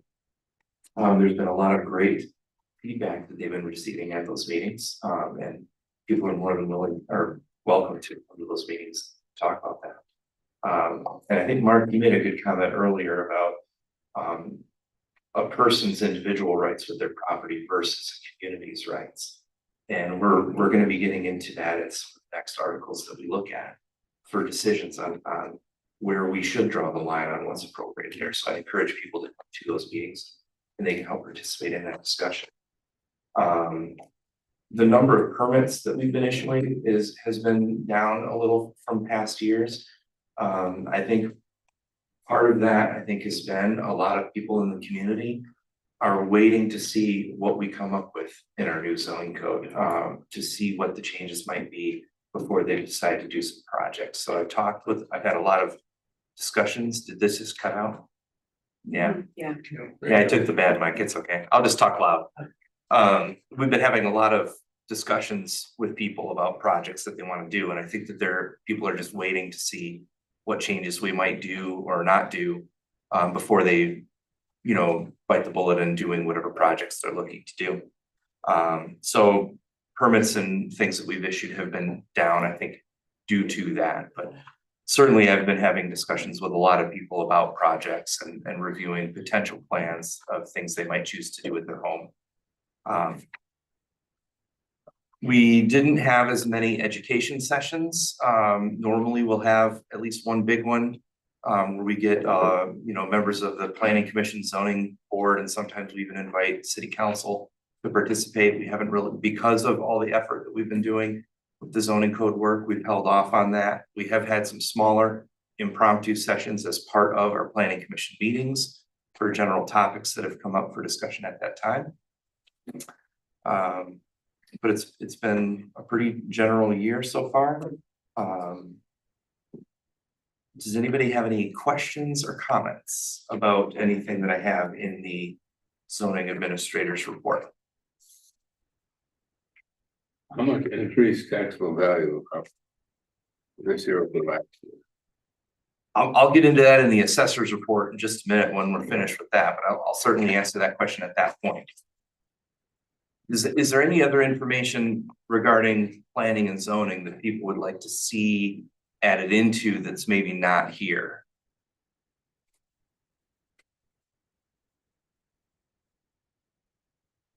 Okay, I'll move on to the assessor's report. Oh, go ahead. You're not really down. It's 4 months into the year for 2025. And you had such a big peak in 2024. But that's why we look down. But this is the time of year that most people start projects. Well, I guess let me back up briefly. So when I'm providing the number of permits issued, the number of warning letters, all that stuff, really what I'm doing is I'm presenting you the report for this year on the activity that happened over the course of 2024. So that is a full year's worth of permits and reports and things that are being reviewed. So in 2024, I provided us with the activity that took place over the course of 2023. Okay. So each year there, we are seeing a full year's worth of activity. So the report for 2025 is reflective of everybody's hesitation because of the rezoning in 2024. That's why you're down. Right, because there was the concern of whether the code would get repealed. Then it did get repealed. What's going on there? So yeah, there was just some, yeah. Anybody else? All right. Assessor's report.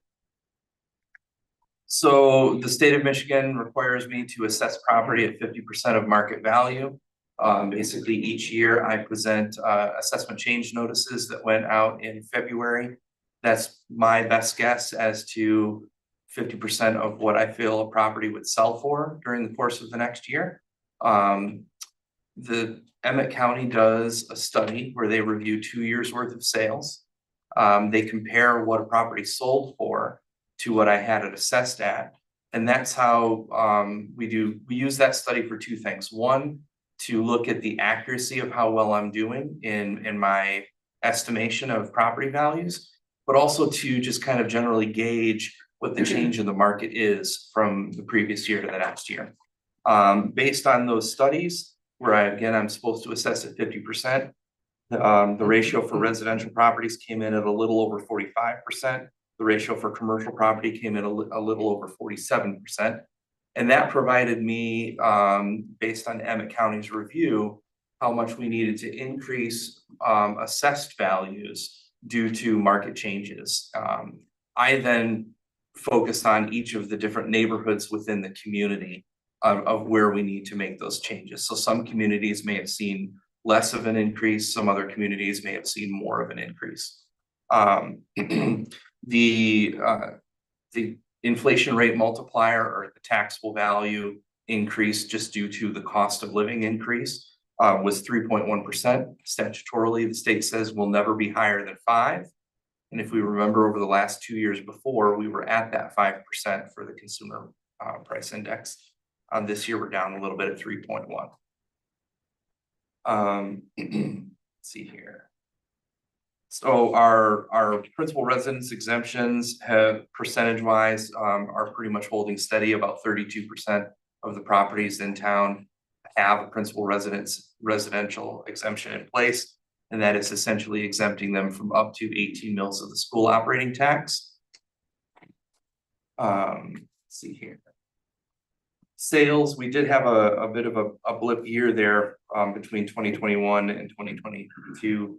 Where we saw a significant increase in the median value of sales. That's kind of stabilized a little bit, but we can still see that generally those are increasing throughout the city of Harbor Springs over the course of time. And I think that that's good, nice stabilization for the city and the direction that we're moving in. We had about $81 million in increase in taxable value, let me back up. The taxable value for the Downtown Development Authority was $81 million, and that is an increase from the previous year of about, what is that, 30 million? So that's a significant improvement over the previous year, and that goes towards the value that the DDA will be able to capture on, which provides them with some revenue for projects that they want to do. The last slide there is our taxable value and assessments in their increase from previous years. So we can see that the assessed value, we're just shy of $700 million for the city of Harbor Springs.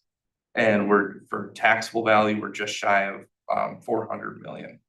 And I'd have to look more closely to see the exact dollar amount that is, but it's probably about a 5% increase over the previous year for the taxable value.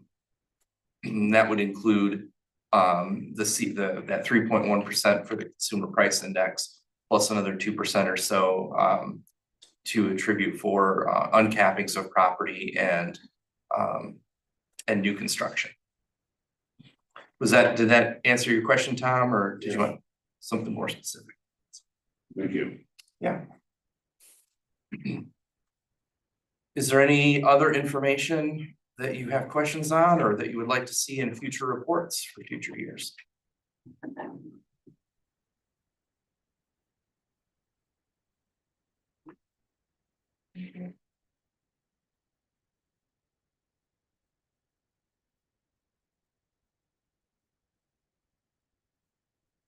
Okay, thank you, Jeff. Appreciate it. We're gonna move on to the next agenda item, Mr. Mayor, which is Downtown Development Director update. Becky? Streetscape and Merchants Walk other projects. Thank you, Becky. Well, good evening, everyone. Thank you for inviting me. Glad to be here. Okay, I'll often complain that our DDA board meetings are 8 o'clock in the morning, at 9 o'clock at night, which I really do like better. What I wanted to talk to you, and what I was asked to talk to you about tonight is our new beautification project that we're going to be implementing in downtown currently, even as we speak. So you all may know, I've been here a little over a year now, just a little. When I first got here, I walked around the streets and I met the merchants and I talked to stakeholders in downtown. And I said, if you could change just one thing about downtown, what would it be? And these are there were a few rogue answers, but these are almost exactly the answers that I was given from absolutely everyone. We miss the flower boxes, downtown's pretty, but it lacks attention to detail. You need more bike racks. People think that downtown is just the main street. They forget about 3rd and Main Streets. And then the DDA needs to commit to a project and to complete it. So the DDA already has a little committee that has been set up. It's the Downtown Enhancement Committee, and you can read their mission above. And it seemed very right that this plan should fall to them to help develop. And I'll tell you, I did not neglect to put this in my PowerPoint for you to see ahead of time. But the DDA Enhancement Committee is Margaret Tweeten, who is the chair of the committee, Gail Brown, Cora Waite, and Maggie Lacey. We have 4 people on that committee. So it fell to them to develop. So flower planting day last year was beautiful. one of the nicest days for planting flowers you can imagine. It was not too hot and it was not too cold, sun was shining. We had the National Honor Society students help us. They volunteered, there were 12 of them, I believe, and they gave about an hour of their time. Maybe a little bit more. We have 4 board members and myself, and one of the board members' mothers, worked from 9 until 3 p.m., no breaks, carrying the flats, carrying the mulch bags over their shoulders, mostly that was Cora, driving things in their truck and the dirt and dumping, pulling weeds. And then going. Okay.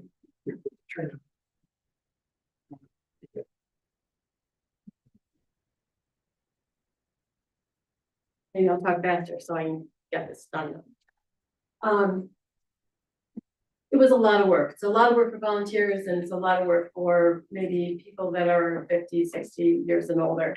The ground underneath the trees is compacted and it's been taken over by tree roots and it's not, there's not very much plantable area left underneath those trees. The next expedition that the committee took was a walk around, and I inserted some of these pictures and you could see what they had found on that day. This was in September 24th. A wide variety of bike racks that are different colors and different varieties and different manufacturers. You can see the mess underneath the trees.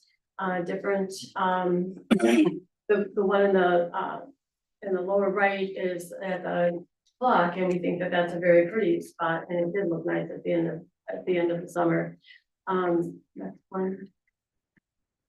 The mismatched street furnishings, different colors of street furnishings, a cigarette urn that had not been painted in forever.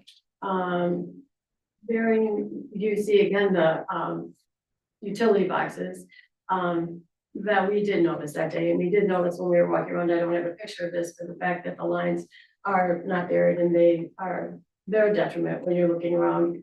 I've worked on projects like this in different places in the past.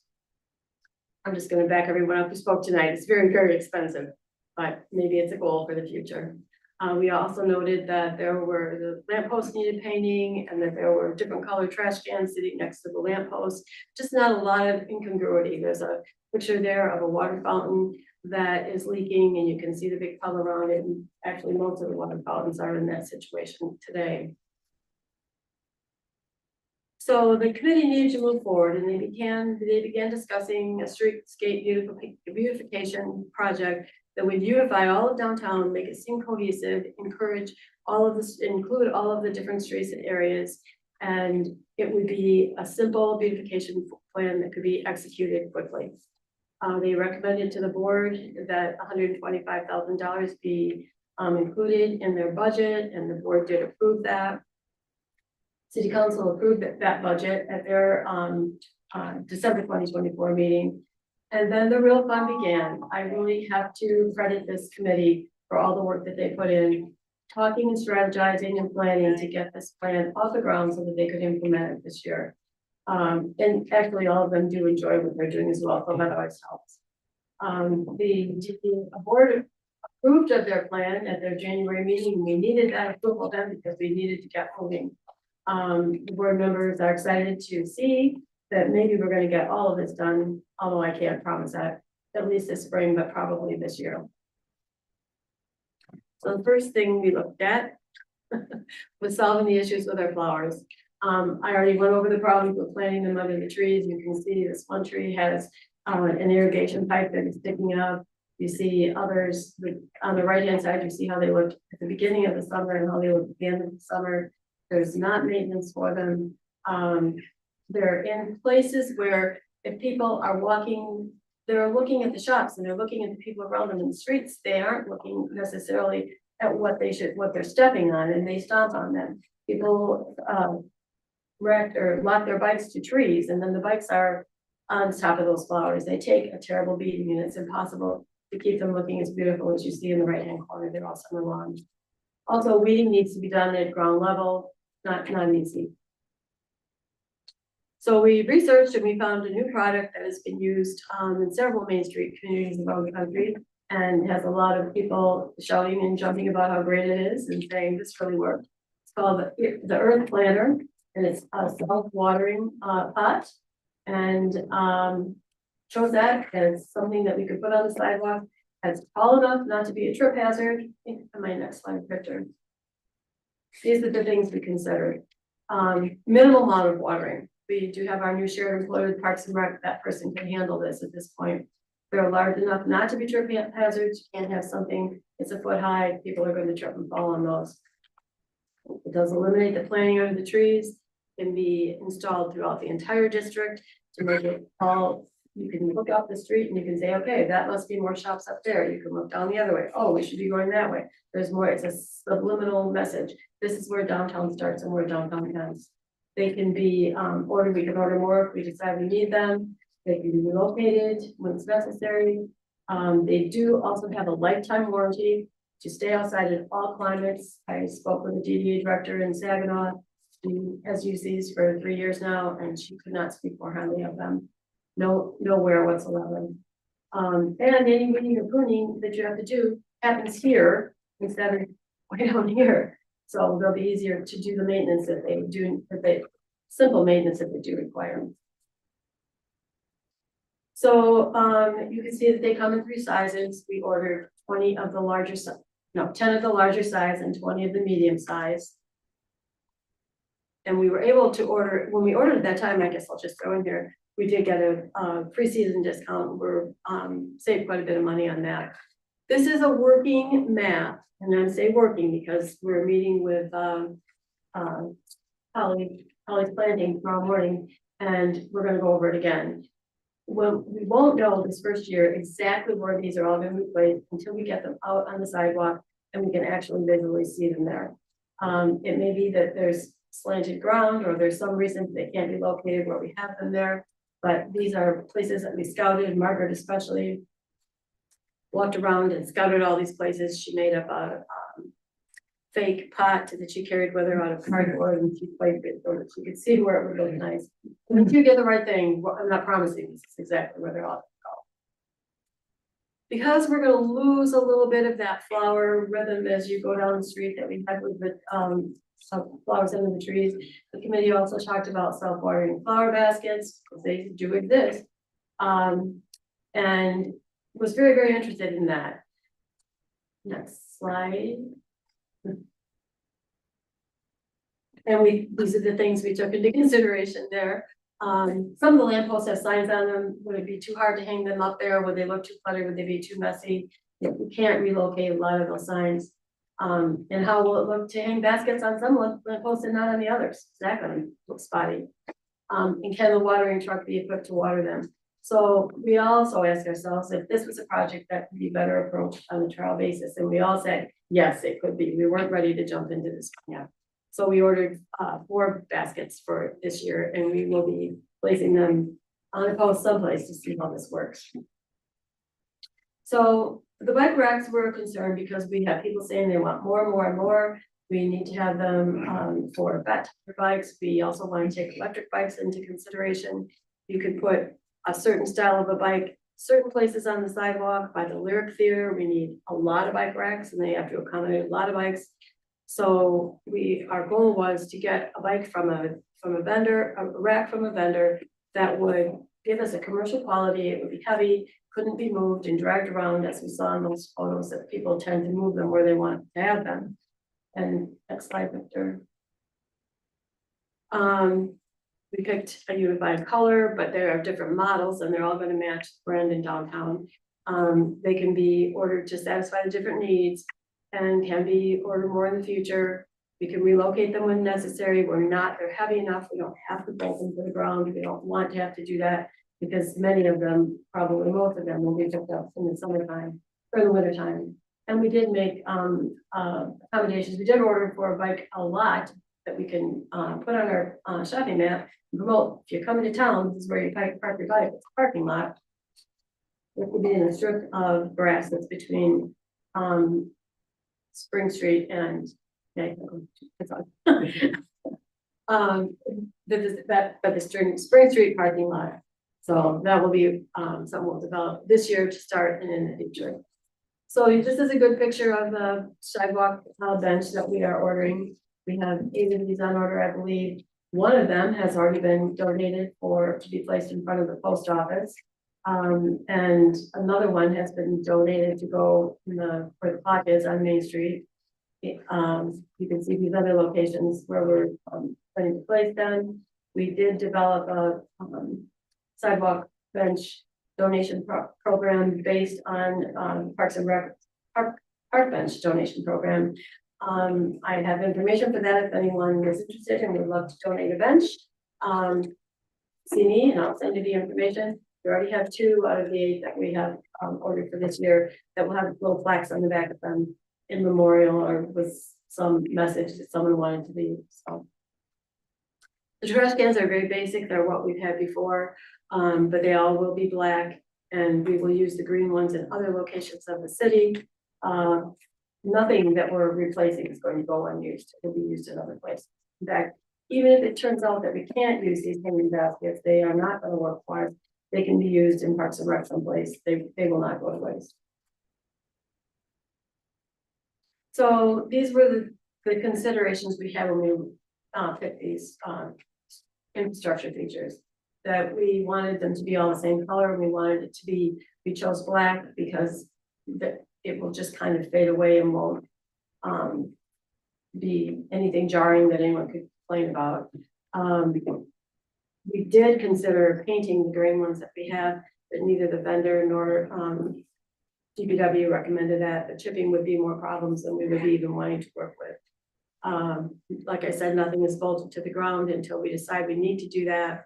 And we did purchase a quality heavy duty commercial project that came from a single product line. And that way they will all blend if they won't exactly match in detail. So this is the color palette that was used for the wayfinding signs, and it is listed in the city master plan as the downtown color palette. And this is what we worked from, and you can see the black there. You can see the gray that we picked out from the flower pots. There also is a slate blue in there that is a primary color on the wayfinding signs that you see in the downtown, and the idea is to paint the lamp posts that are definitely in need of repainting that slate blue color.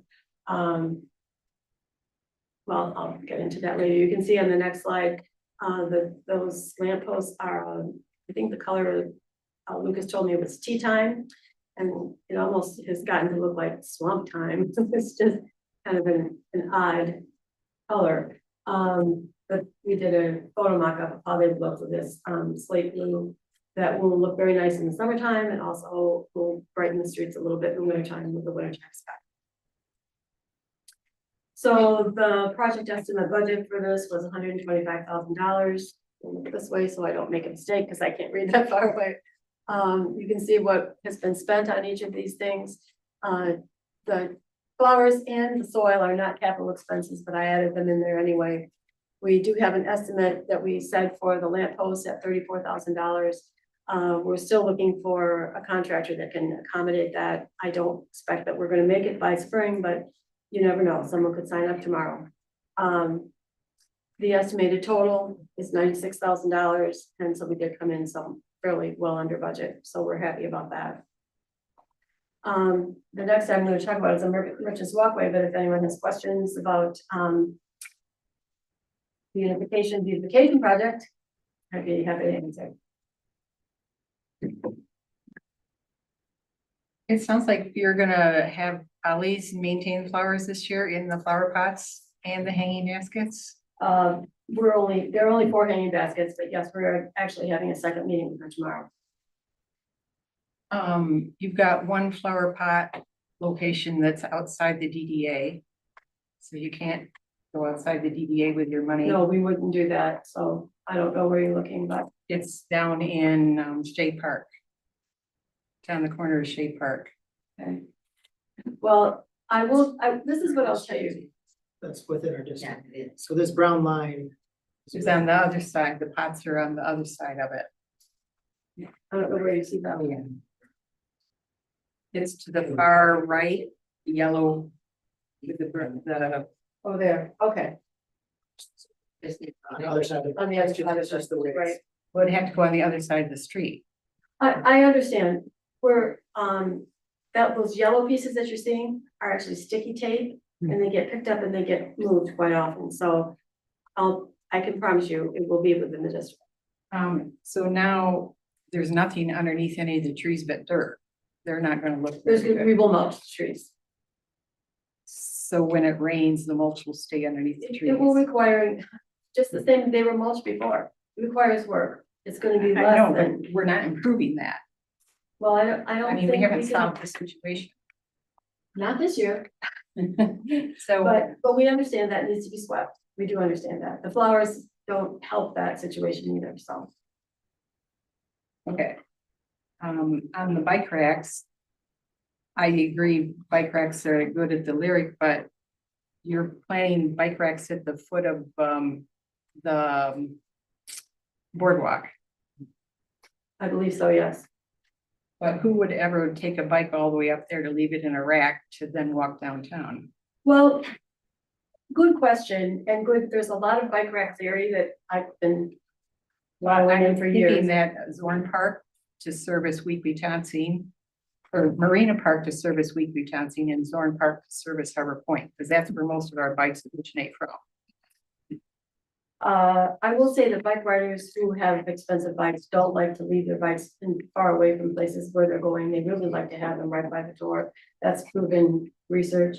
We're gonna try and educate them a little bit better, maybe to leave them at the bottom of the stairs, and then they can go up or they can come down, and then their bike would be there. The bike racks, again, will not be nailed down. They will be, we can survey as we go. We did not over purchase. And if we find there's a need for a bike rack someplace that we didn't calculate, then we can pick it up and move it, or we can order another one. The hanging pots, how much do you calculate the pots, the plants, the soil and the water are gonna weigh? They're gonna be hanging from those. That's what we have to work on. How high are they gonna be? That's what we have to work on. Who's gonna water and deadhead them? That's another problem. That's why we only ordered 4. Well, then what happens when you drilled holes into the lamppost to They install don't them? require holes, they require bracket. But the bracket then gets left up, It can come down, but then you left holes in the light posts. then we would have to fix it. But how are you gonna fix it? I mean, That I don't may be really above wanna my see pay us grade. drilling holes in our light posts to then say next year this didn't work and we're gonna take them down and now we have holes. We would be responsible for repairing the holes. Yeah. we would. Right, do I come Wendy, I back don't to how are believe you gonna, there's are you gonna repair a hole that's in a metal post? Put the bolt back in it, pick it up. Same bolt you used to put the bracket on, you just put the bolt back in, it's closed. I guess I would tell you that I've seen hanging baskets in towns all over the country. The first job I ever did when I became a DDA director was $50,000 hanging basket project in Oregon. It's. But did they can't be stay up? installed. Did they stay up or did you take them down? Actually, I have seen them come down in winter times. And then my only other objection is, I think they're gonna look spotty and skimpy if they're not symmetrical and you only have 4. I feel that way as well, and so does the committee. We want to see if they're feasible for use here first, before we invest a lot of money in them.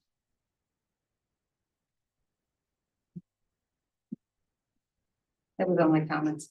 My main question or concern after living downtown for 5 years and trying to walk it out in the summertime downtown is to just make sure that all of the placement of things, especially the bike racks, and any benches, you take into consideration how much space it takes up with the bikes on the rack, not just the rack itself, and that we're maintaining the 5 foot, the 5 feet. Good comment, Jamie. We did have the vendor come and do a walk around the downtown with us, and he also serves as a consultant in many communities and does entire bike rack plans for them. And he's very aware of our plans and he knows those things and helped us a great deal with that.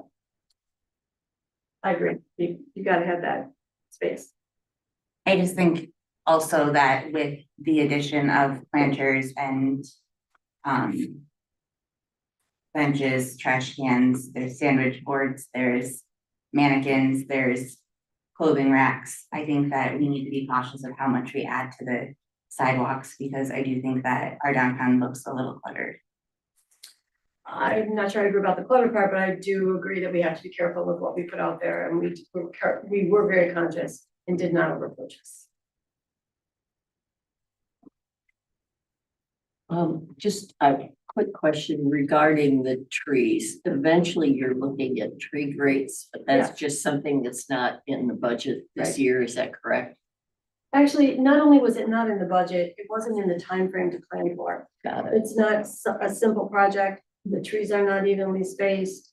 It will require some sidewalk, maybe removal, construction. Okay. That's a much more infrastructure oriented project than this will be. Okay. But yes, yes, full disclosure, but it's on the investment committee's agenda to, at the end of this year, start planning for the budget next year, and they may be looking at putting that in to their budget next year. Great, thanks. You're welcome.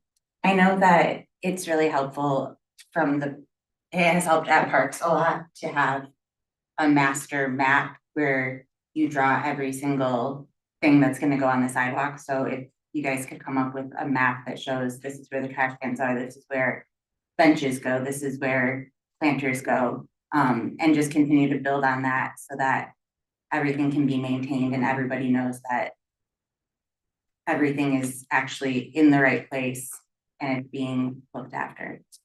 I agree. I believe we'll be constructing that map kind of like on our feet as we and start this year, and then we'll have a base and you can add to that.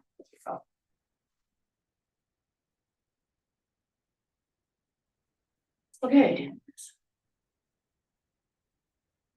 The Merchants Walkway. Yeah, okay. So this project has been going on for years and years and years. Fortunately or unfortunately, I was only involved in it since January of 24. The DDA board in May authorized phase one. They decided to break it down into phases, and they authorized phase one of the project to go to bid, and they had three alternatives for phase one. First alternative was to do the entire first phase of the project. The second alternative was to do the entire first phase of the project without using stamped concrete. And the third alternative was to do the entire phase without replacing the large wall that goes along. Oh, I should have written this down. The wall that goes behind Wendy's property, that goes along what leads to the stairway that goes down into the courtyard there. It parallels Bay Street and Main Street. That's what I should have written down. Thank you. So we got the bids back. We had one received by closing date, and that was from Cups Masonry. The board approved to accept the bid with these two contingencies, not to use the stamped concrete because I felt that was a cost I did not want to incur. And also to look at the recommendation from Cups to be more careful about just going ahead and replacing that wall, but maybe getting into it a little bit and seeing if it needed to be replaced or not. So then because we had not put that in the bid, or in the budget for last year, we need to go to city council, and they approved our request to amend our 2024 budget to include an amount not to exceed $126,000 for the Merchants Walkway. We had hoped that we would have it done. That was in the original proposal that we received. We'd have it done before the end of the year last year, at least before the end of November. Unfortunately, Cups was not able to start it, and he asked for a change in the work order, and that was approved to go to May, end of May of this year, and that was approved by the DDA. So initially, it sat over the winter time one more time, but then that was my grand finale. In April of at the beginning of this year, the work did begin, and you can see the excavator back there. And this is how it looked at the end of last week. Since that time, I can update you that maybe you knew that the DDA had a special meeting last Friday night. Cups came up with an idea as he was working back there, based on the fact that he and Lucas have decided that they should not be relocating or working on any of the electrical equipment back there. To not make the wall that goes around the seat wall, do not make that out of concrete, but to use some of the rocks that are there and to add other rocks and make it a focal point of interest and have a garden on the top of that. The DDA board did consider that change order last Friday night, and they did approve it. So that is how that will be looking. So the walkway project, the phase one is going to include a plain concrete floor. It will include replacement of the steps and the handrail to make them ADA compliant. There'll be drainage and infrastructure repairs, electrical, including the plumbing for the fountain, so that if they ever want to put a fountain back there, again, it'll all be there, and all they have to do is open it up and hook it up. Inspection, repair, or replacement of the main wall. Refurbishment of the wrought iron fencing that is on top of that. The seat wall that I just described to you, that will be the rock wall. There will be no fountains, no benches, no lighting, no signage. No other walls, no tile work, nothing that is all approved in the original plan, the original Merchants Walkway plan. We just could not afford to do that this year. So the approved budget is $126,000.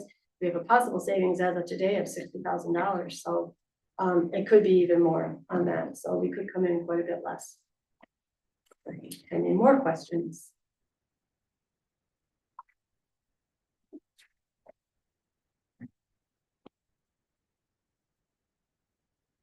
Anybody else? Anybody in the audience? What happens to the 60,000 plus savings? It will go back into the general fund or the main budget and DDA fund, I'm sorry, the general DDA fund. And then we will reappropriate it next year. Because as we talked about, you have in your goals, the public restrooms. Yes, we do. And we're doing public restrooms. Mhm. And the DDA has in its budget $50,000 for public restrooms. So now you've got 50,000, you've given up 60, you could actually do 110 in public restrooms, which would benefit hugely all the merchants downtown. I believe that would be a good, personally, I believe that would be a good use of DDA funds. It is not in our budget for this year. If the city or the harbor master or whoever is working on that project wants to approach us and talk to us about it, request that money and fill us in on the plans and let us know how we could help, I'd be really happy to take it to the board, and I'm sure there would be interest in speaking about it. We'd have to go through a process of being approved to go, order have to approve it, would have to go into the budget again. Becky, if I But could we're add, amended. I don't recall the specifics, but the money allocated in the plan, the downtown plan for restrooms, from my recollection discussions, it was really regarding alternate locations for bathrooms because many residents and visitors were concerned about not having enough bathrooms in downtown. We had a lot of people going into businesses using the bathrooms, and a lot of businesses were just, I don't say upset, but it was hard to deal with all these people coming to bathrooms to use the bathroom. So I'm not saying that that's not a bad use of the money to use it for the harbor master. I'm just saying I think the original intent of the money for restrooms downtown was to try to find alternate or a different solution for bathrooms or additional bathrooms. And so I think, we had discussions, purchasing, one of the buildings or renting one of the buildings for bathrooms downtown. So I think that was what it was intended. Doesn't mean it can't be changed. It's DDA for that. It's their money, but I just want to just put that out there. That's, I think, was the original reason was to try to find another location for bathrooms downtown area. But at this, as long as the DDA board is willing to consider it and ask that there's no reason that we couldn't. No, absolutely that not. couldn't happen. I just want Okay. to make sure that was known. Okay. And know that I was not here when that happened, when that plan was put together, and also know that I'm not speaking for the whole board. I'm just, the administrator, and we'll pass things back and forth. I understand. Try to make things happen. I don't know if that's something that we want to discuss today, but I do think that it is worth exploring if they would be willing to chip in on that before we come back with that budget line, or that appropriation for the funds. I don't know how, we don't have any other bathrooms that they contribute to. They can't build a bathroom for $50,000. So they won't be able to fulfill that goal if they don't do it this way. this could be premature, but there are tasteful, it's a new kind of, I've seen it in Pittsburgh and different larger cities around the country.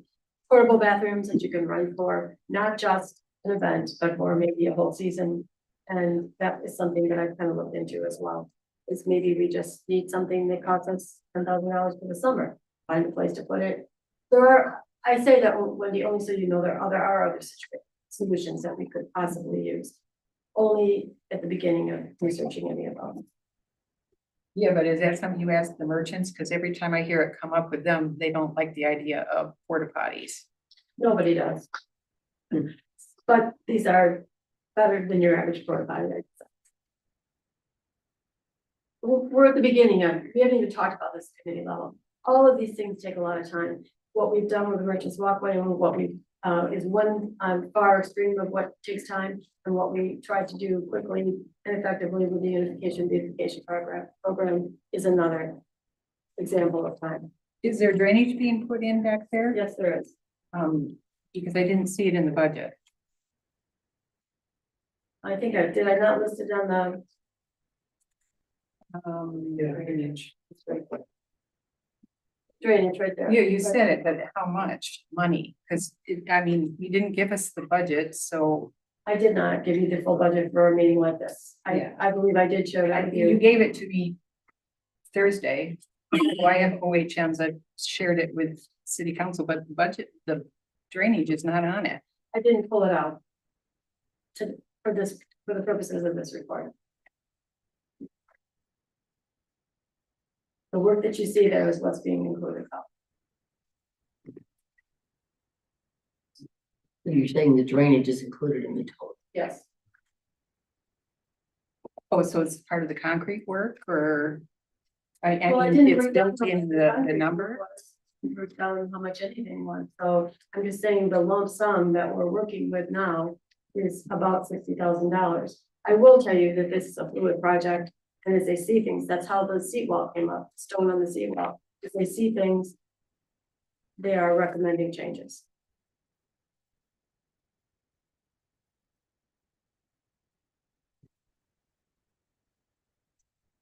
The drainage, I'm sure was listed in the estimate of costs I gave to you last week from OHM. Mobilization, barricade, plastic drums, erosion control. Would that be it? Yes, erosion control sounds like drainage, yeah. $500. Construction, and that's not drainage. It's part of a drainage project. But it's only $500. Is there a reason that we are, that I feel like we're. Well, you're giving us a report on it and it's a spotty, inadequate. You didn't give us the budget breakdown. Can I make a comment? Council voted the DDA budget in. They have control of that money as long as they do the projects that were in the budget. But they changed the project. But it's the merchant walkway, and council okayed a certain amount of money to go to DDA. They have the right to make the choice how they spend it, as long as it's on the projects that we okay. So to nitpick every tiny little line, they have the right to make those choices and those changes. Part of this is just courtesy to let you know exactly how stuff is being spent. As the property owner. Wendy, I'm not gonna argue with you. I just am saying, You brought it up. As the property owner back there, I want to know that we have drainage. that's fine. That's a discussion you can have later on. No, I can have it now. She's giving us a report. Thank you. You're welcome. I'm not prepared to tell you how much the drainage is at this point in time. I know the drainage is being put in there, so there will be drainage. There will be drainage. Okay.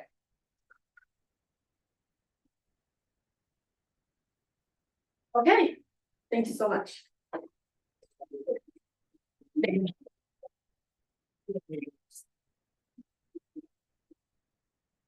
Okay, moving on to Shea Park Engineered Plans Design.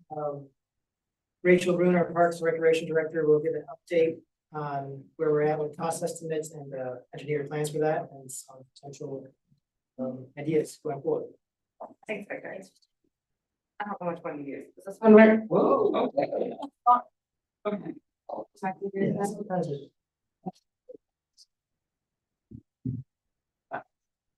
So the Parks and Recreation Department and Beckman Raider have been working together to bring cost estimates and a first round design to council. Is council request for engineering for connecting the Shea locomotive to be put in the AHA at Shea Park.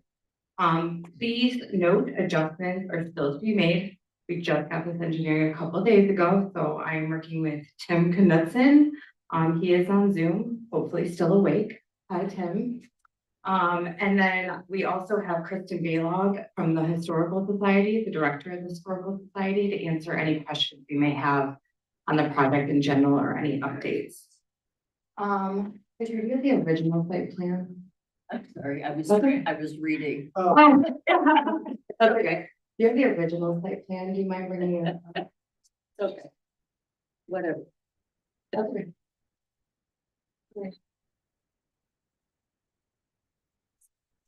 So originally, a year ago back, we brought the idea of bringing the locomotive to Shea Park in partnership with the Historical Society. And the Planning Commission gave the support of the locomotive with the recommendation that we attach the components and come up with a site plan or master plan for the park as a whole, which the park board has been working on.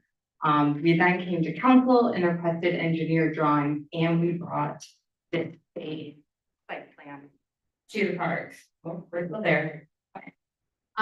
So this is the original, this is the site plan that was approved by the Parks and Recreation Board. It was brought to council that we have now worked on engineering drawings. So you can see it's a 5 foot path from Judd Street to the Shea locomotive with a 5 foot path going up, attaching to the AHA, and then a phase 2 to attach stairs to Main Street.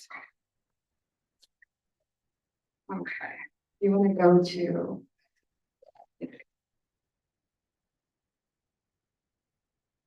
So speaking with Becca and Raider and working with Tim, we had discussed that landscaping and signage could be left for a later date due to cost.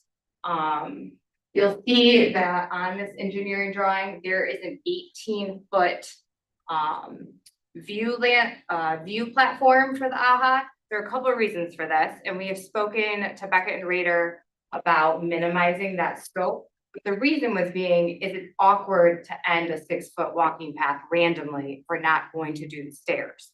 So the concept was, how do we make this fit?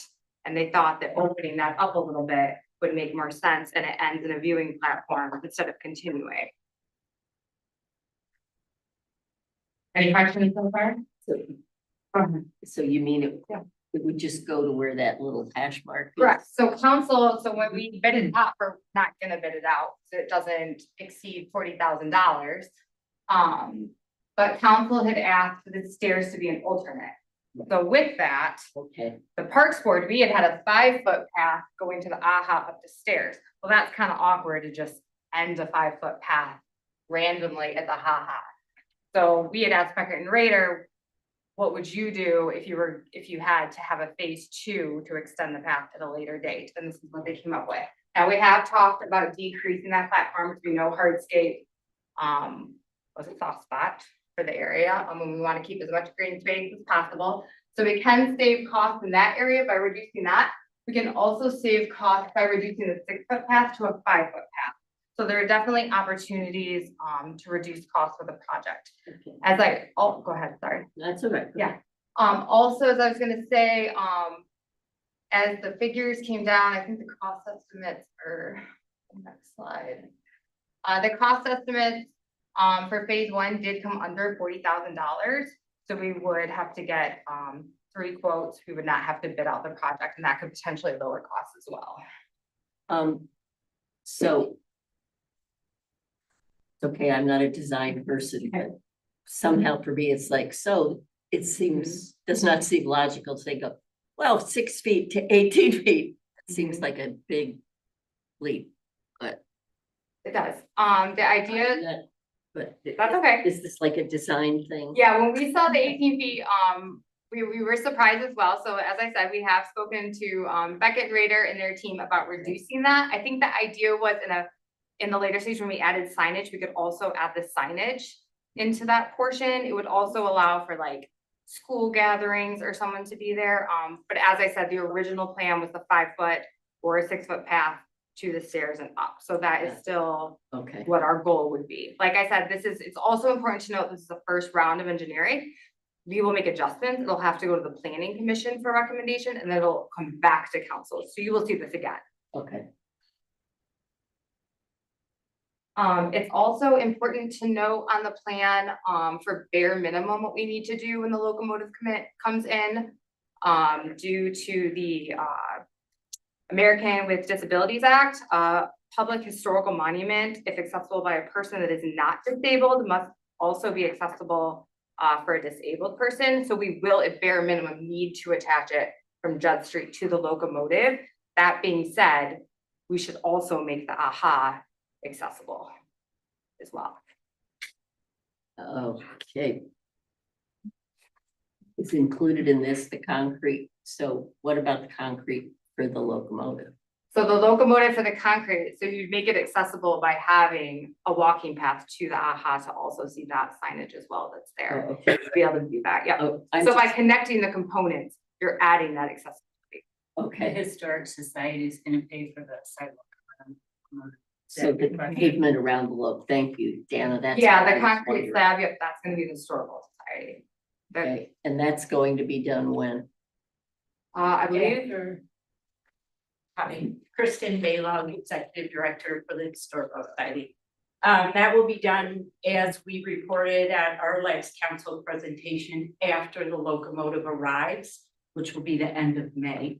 We are in a bit of a setback because the power outage happened at the Industrial Arts Institute as well as Harbor Springs. We weren't the only city impacted.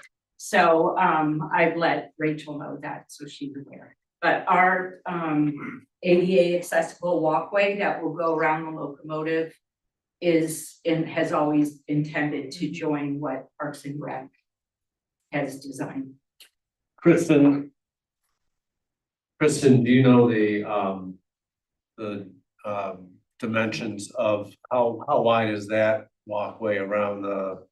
It is, Do you remember? currently it's designed to be 5 foot, which is the minimum. And I see Rachel has 6, so she and I will work together to make sure ours is the same. So, and we've spoken to Becca and Raider and they're opening to limit it to 5, because that does meet ADA requirements. Yeah. The slab itself. The Off the top of your head. locomotive will actually be on tracks. That is not an entire concrete slab. That's ballast with tracks laid inside and the sidewalk is a Oh. border around it. Okay, thank you. Okay, so that hasn't changed. Tim, do you have anything to add?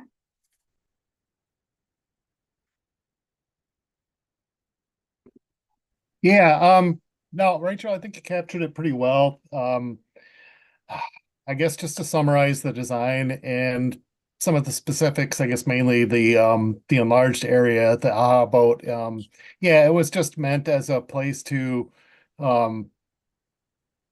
terminate that trail aesthetically without looking like it comes to a dead end. But we also see the opportunity of presentations taking place there and maybe groups visiting the displays. So we also wanted to give them some space for maneuvering, turning around, things like that. Having said all that, do we need 18 feet? Probably not. We could slice that down to 12 feet and gain maybe 2,000, 2,500 in savings. So, and then likewise regarding the walk width, 5 foot is the minimum. If you have a really snaky articulating walk that turns back on itself like a switchback, it becomes pretty difficult in practicality to pass 2 people in wheelchairs on a 5 feet walk. That's not the case here. We've got a fairly easy walk to navigate, so we'd feel comfortable, I guess advocating this can be reduced down to 5 feet width. If we need to save budget, we can probably save another, it looks like about $3,000 going from the 6 foot width shown here to 5 foot width. And again, you said we can go from 18 to 12, we could go from 18 to 6. Ideally, the 6 Yes. foot will go all the way to the stairs. That's the goal of the Parks Board and the Parks Department. is that it'd be a continuing walk to the stairs. But because it was an alternative and we weren't sure if we'd have funds for the stairs, we said, well, how do we end this walk and have it be aesthetically pleasing? Exactly. I could add, John Kutz, spoke with us, I guess last fall, and he felt the whole project with the 5-foot walk curving around and the stairs would come in around $30,000, whole thing. So, disparity in cost, I think part of that wider walk, the 18-foot wide, plaza area, whatever. But I mean, if it's getting closer to being a trade-off, I believe Parks Board would rather have the 5-foot walk and the steps than ending it with a kind of bulgy thing at the end. The Parks Department's request would be to move forward with engineering. Work with Tim, finalize some things, take it to the planning commission for their recommendation, bring it back to council for a final recommendation with the thought of getting prices on the full project with the stairs and see what they come in at, considering we do not need to bid it.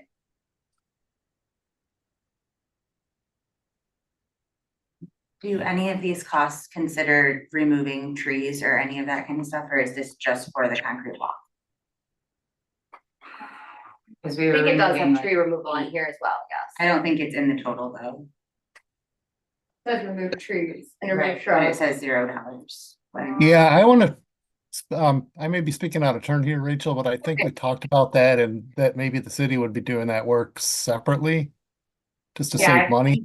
DPW is going to do some of that work. Okay, But but this it, isn't that. but it's still something I think that needs to be considered when we talk about this being a $30,000 project, how much that's gonna cost in addition to the walk. And we can have that for you when we come back with the final.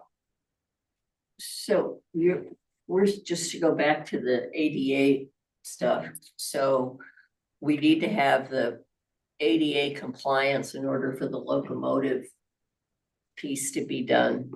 Correct. So we are assuming that then we have to make the rest ADA compliant. Ideally, best practice, you would, yes.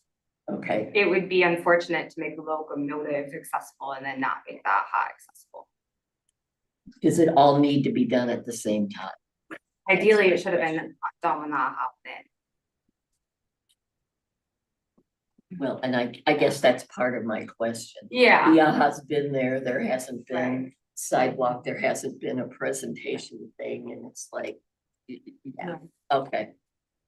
I'm just, So I understand, but ideally due to the Disabilities Act, best practices of what had happened when it went in. Otherwise, you do open up the city to lawsuits and things of that nature.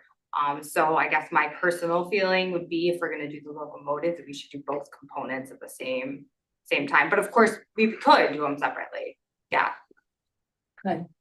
I know sometimes when you do enough of a renovation to something, you have to make it ADA accessible. This is my concern, and I'm all for. I believe in the project, and I think it's important. It could really be a crown jewel of park for us in a very visible area. A couple of concerns. I do think we need to protect as much green space as possible. That's one concern. I would really like to see a reduction if we went ahead to 5 feet and then 12 feet, personally. Secondly, I'm still a little anxious about the cost of the ice storm. I know 270,000 doesn't seem great. I know that we have, that's why we have fund balances and such. But I also would anticipate that cost is gonna grow higher, I would believe, a little bit anyways. We're unsure about reimbursements. I guess I'm just really hesitant on going forward with projects that aren't essential and so forth that we haven't already approved. I'm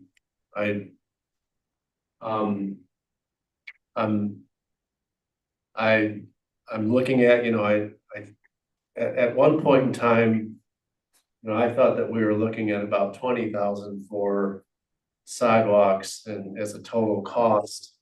And, now just for the sidewalk alone, just connecting the, locomotive to the AHA, we're at 33,000, and that's including, that engineering work. At the very minimum, I would like to see it reduced, in cost, and also, for the reasons I've stated, and also to preserve a little bit more green space. That's just my 2 cents. I'm just a little weary. I just, because of our situation with the ice storm and so forth, and, cutting in a little bit to that fund balance, I realize that that's why it's there, but something tells me, we might see those costs go up a little bit more as well. I would believe that, I know we already talked about the ice storm, but all the cleanup that our DPW is doing between now and then, even though it might be in the regular 40-hour week, is probably going to be billable to the ice storm. It's taking away from their regular duties that they would normally be doing. I could add to that, yeah, we do have, probably some trees that need to be removed. They're gonna cost, over $10,000 more, could be a lot more than that. So we do have those costs. I think, based on your comments, my suggestion would be you can still go through the finalization of the plans, get the costs down. Then when we're ready to bid it out, if we know we're getting reimbursed by the federal government, or we know what our financial situation is in a couple months, then we can bid it out or not bid it out. I'm sorry, by bid, I mean, get quotes. I could get my arms around that. I agree with Michael. I think this is a great project. I would like to see more green space preserved, and then the addition of like the tree removal added to the total cost. And I also don't know that I'm ready to move forward right away with this, just given the circumstances. I would add, I don't know if it's gonna make any difference, is that much of the money is coming from the electric fund, for the ice storm response. Some has come from the general fund, including the police overtime and some other things, but the bulk of that money is coming from, so I don't know if it'll make a difference here, but just throw that out there, that most of the money would be coming from the electric fund. Right. It's just that we had the discussion about the money that we've been moving from the electric fund to the general fund, which we maybe can't do anymore, or maybe aren't gonna do anymore. So the general fund will have some other issues, obviously. I agree with Michael, and I'm wondering, has the Parks and Rec Board done any fundraising for this? We have not fundraised for the project, no. Be nice if you put some effort in and did some. We could fundraise. Otherwise, you're the dreaming board, you come up with the dreams and then you say to us, we have to fund it.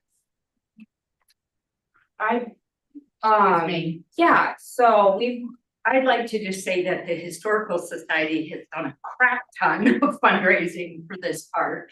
And we're really proud of it. And I've been working on this project even before Rachel came with Denny. And at that time, council was very supportive. I understand times change. But it's always been a goal to make it ADA accessible. And so to the tune of $500,000, we're investing in Shea Park. So thank you for the work that you're doing to make the project come to fruition. We'll do our part, and we'll literally connect sidewalks eventually. So Parks does fundraise for a lot of projects. We've been really successful with the skate park. We've been really successful with the western portion of the boardwalk. I guess the Parks Board, when we deemed fundraising $30,000 for an ADA accessible walking path, didn't really fit in that fundraising toolbox. But it's something we can definitely look into and go back to. Thank you. And I wasn't suggesting, I know the historical societies paid for the train. You're paying for the tracks, and I believe the site it's going under. And we did for the AHA as well. Okay, I appreciate all of that. No, and I'm just saying that we're just hoping that to bring it to fruition in a way that hosts visitors to the best of their ability as well, Yeah, which is the ADA component of it. but we have to keep the lights on and And bills so do paid. we. Yep, and so. No, we have bigger bills. I like, Challenge that. So, I like the idea of, you know, going and getting some bids or quotes and, you know, looking at that 5 to 12 feet possibly. And it's not just a cost thing, I think it's also preserving the green space. And, you know, I do think, and please forgive me, I don't mean to, I totally support the project. I'm just a bit nervous. yeah, I understand. You know, from- I understand. Let parks work. Because we had a little bit of an ice storm. Right, so I just want to be clear, so Parks will work with Becca and Raider. We will take it to planning commission, we will work on some in-kind donations, see what we can do there with some local contractors. And then we'll bring it back to council with a final plan, a final budget, and see what we land. So you don't need any action from us tonight for Rachel to proceed with what? I don't think so, Okay. but Good. that's, if you're okay with that general plan going forward, then there's no action. I'm good with that, and thank Yeah. you. Thank you. Yes.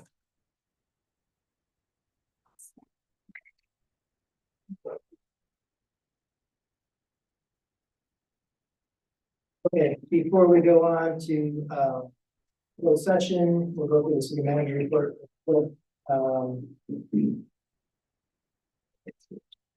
Few things to update on is the DNR reservation system. It's almost ready to go for the harbor master.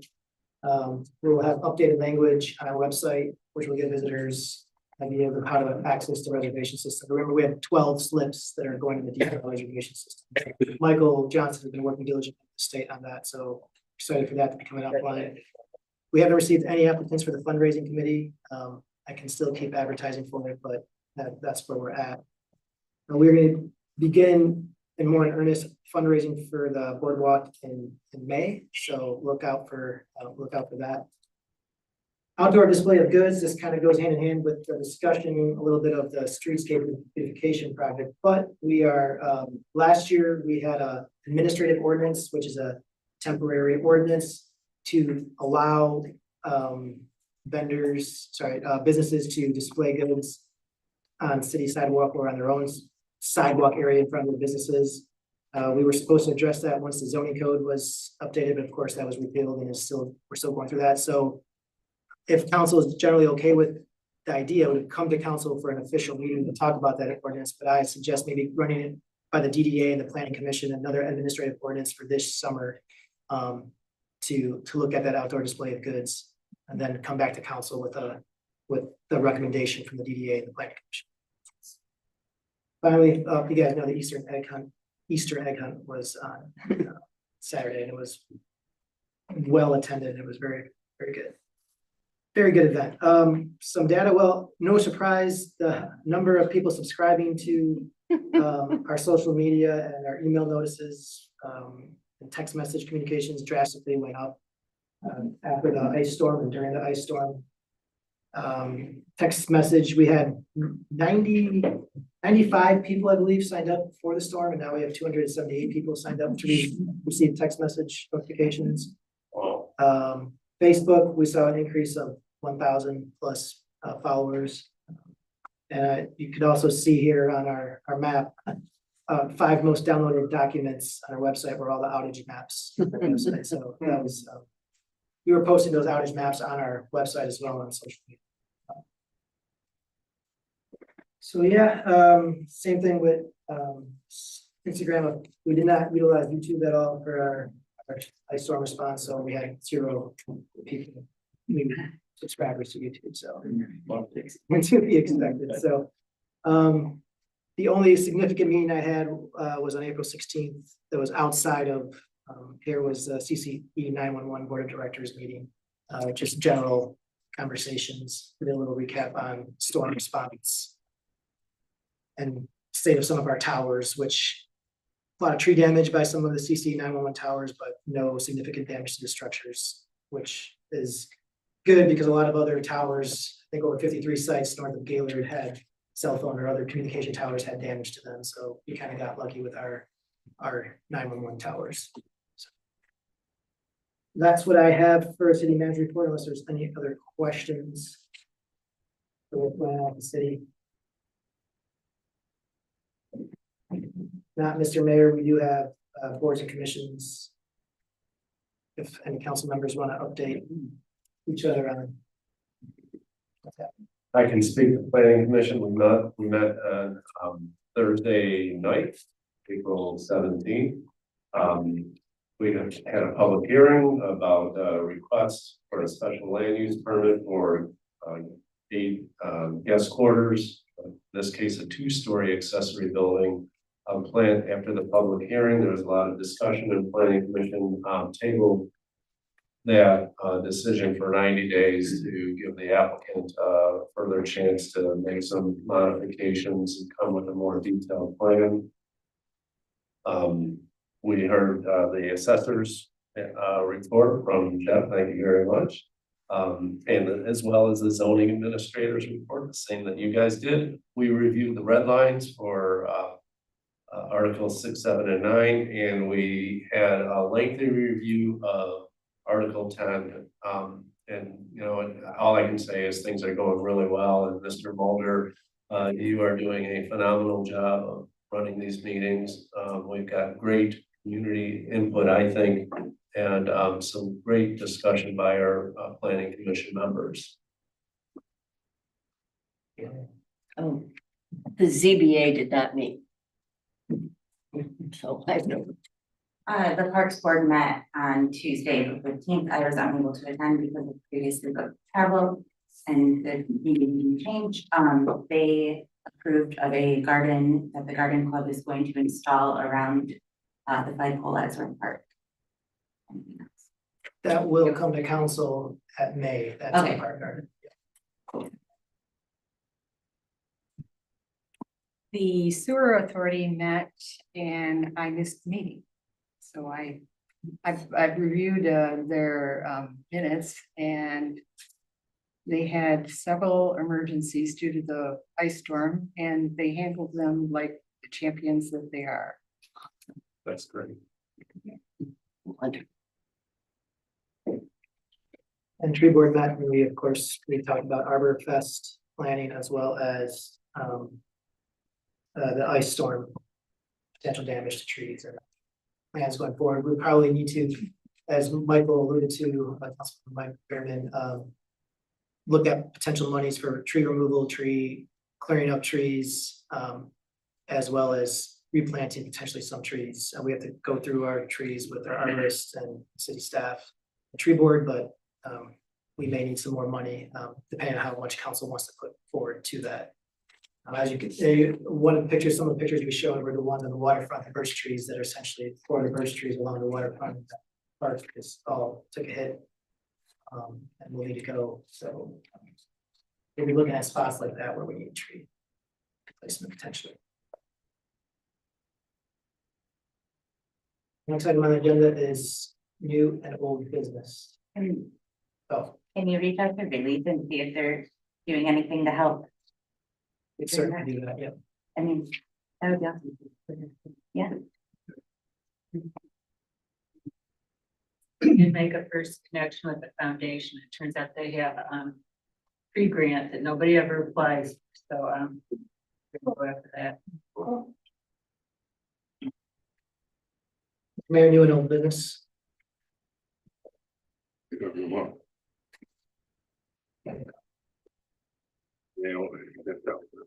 I have something to share, Bill, give me a couple minutes, please. I'd like to share a significant update with the community. On Thursday, April 24th, our house will be officially put up for sale. This decision comes after months of thoughtful consideration and deliberation about the best interests of our family and the path forward. In February 2024, our daughter and son-in-law surprised us with two major announcements. They informed us of their plans to move from Montana back to Michigan, specifically to the city of Houghton in the Upper Peninsula. Along with this exciting news, they also shared that they were expecting a baby in September, our first grandchild. Both announcements were unexpected, but filled us with immense joy. Understanding the importance of being close to family, we decided to purchase a home in Houghton. Initially, we envisioned this house as a vacation home where we would visit our children and grandchild regularly. It was also meant to serve as a temporary residence for them while they renovated a home that they had bought in the area. However, our circumstances have evolved. Financially, we are finding it more difficult than expected to afford the expenses of owning two homes. Additionally, our daughter, a dedicated federal employee, faces uncertainty with her job, adding another layer of complexity to our family situation. As a result, we are visiting Houghton more frequently, helping with childcare and other necessities. Our bond with our children and grandchild deepened through these visits, reinforcing our decision to be closer to them. The house in Houghton has become more than just a vacation home. It has become a place where our family can gather, support one another, and create lasting memories. With this realization, we have decided to make Houghton our permanent residence in the near future. This decision allows us to be an integral part of our children's and grandchild's lives, providing the support and love they need during this transformative period. While we anticipate moving prior to the end of my elected term in November of this year, I fully intend to continue serving on City Council and Planning Commission, representing our residents and the best interests of the city until we move. We are grateful for the blessings that have come our way, the joy of welcoming our first grandchild, and the opportunity to move closer to our loved ones. While we will greatly miss Harbor Springs, we are excited about the new chapter of our lives. Thank you. Congratulations. Good luck to you, Michael. We're not leaving yet.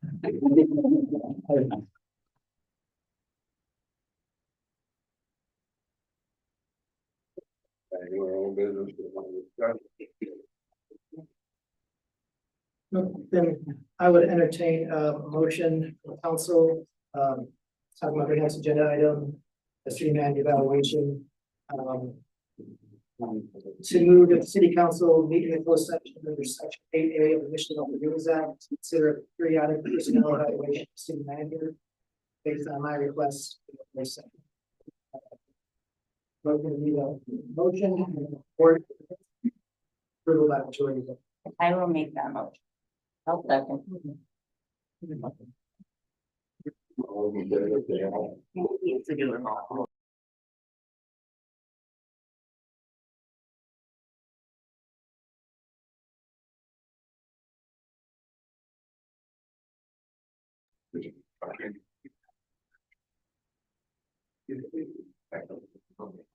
We'll do a roll call for that. Tom Graham. Yes. Jamie Melky. Yes. Wendy Reed. Yes. Michael Behrman. Yes. Kathy Macho. Yes. Major Benson.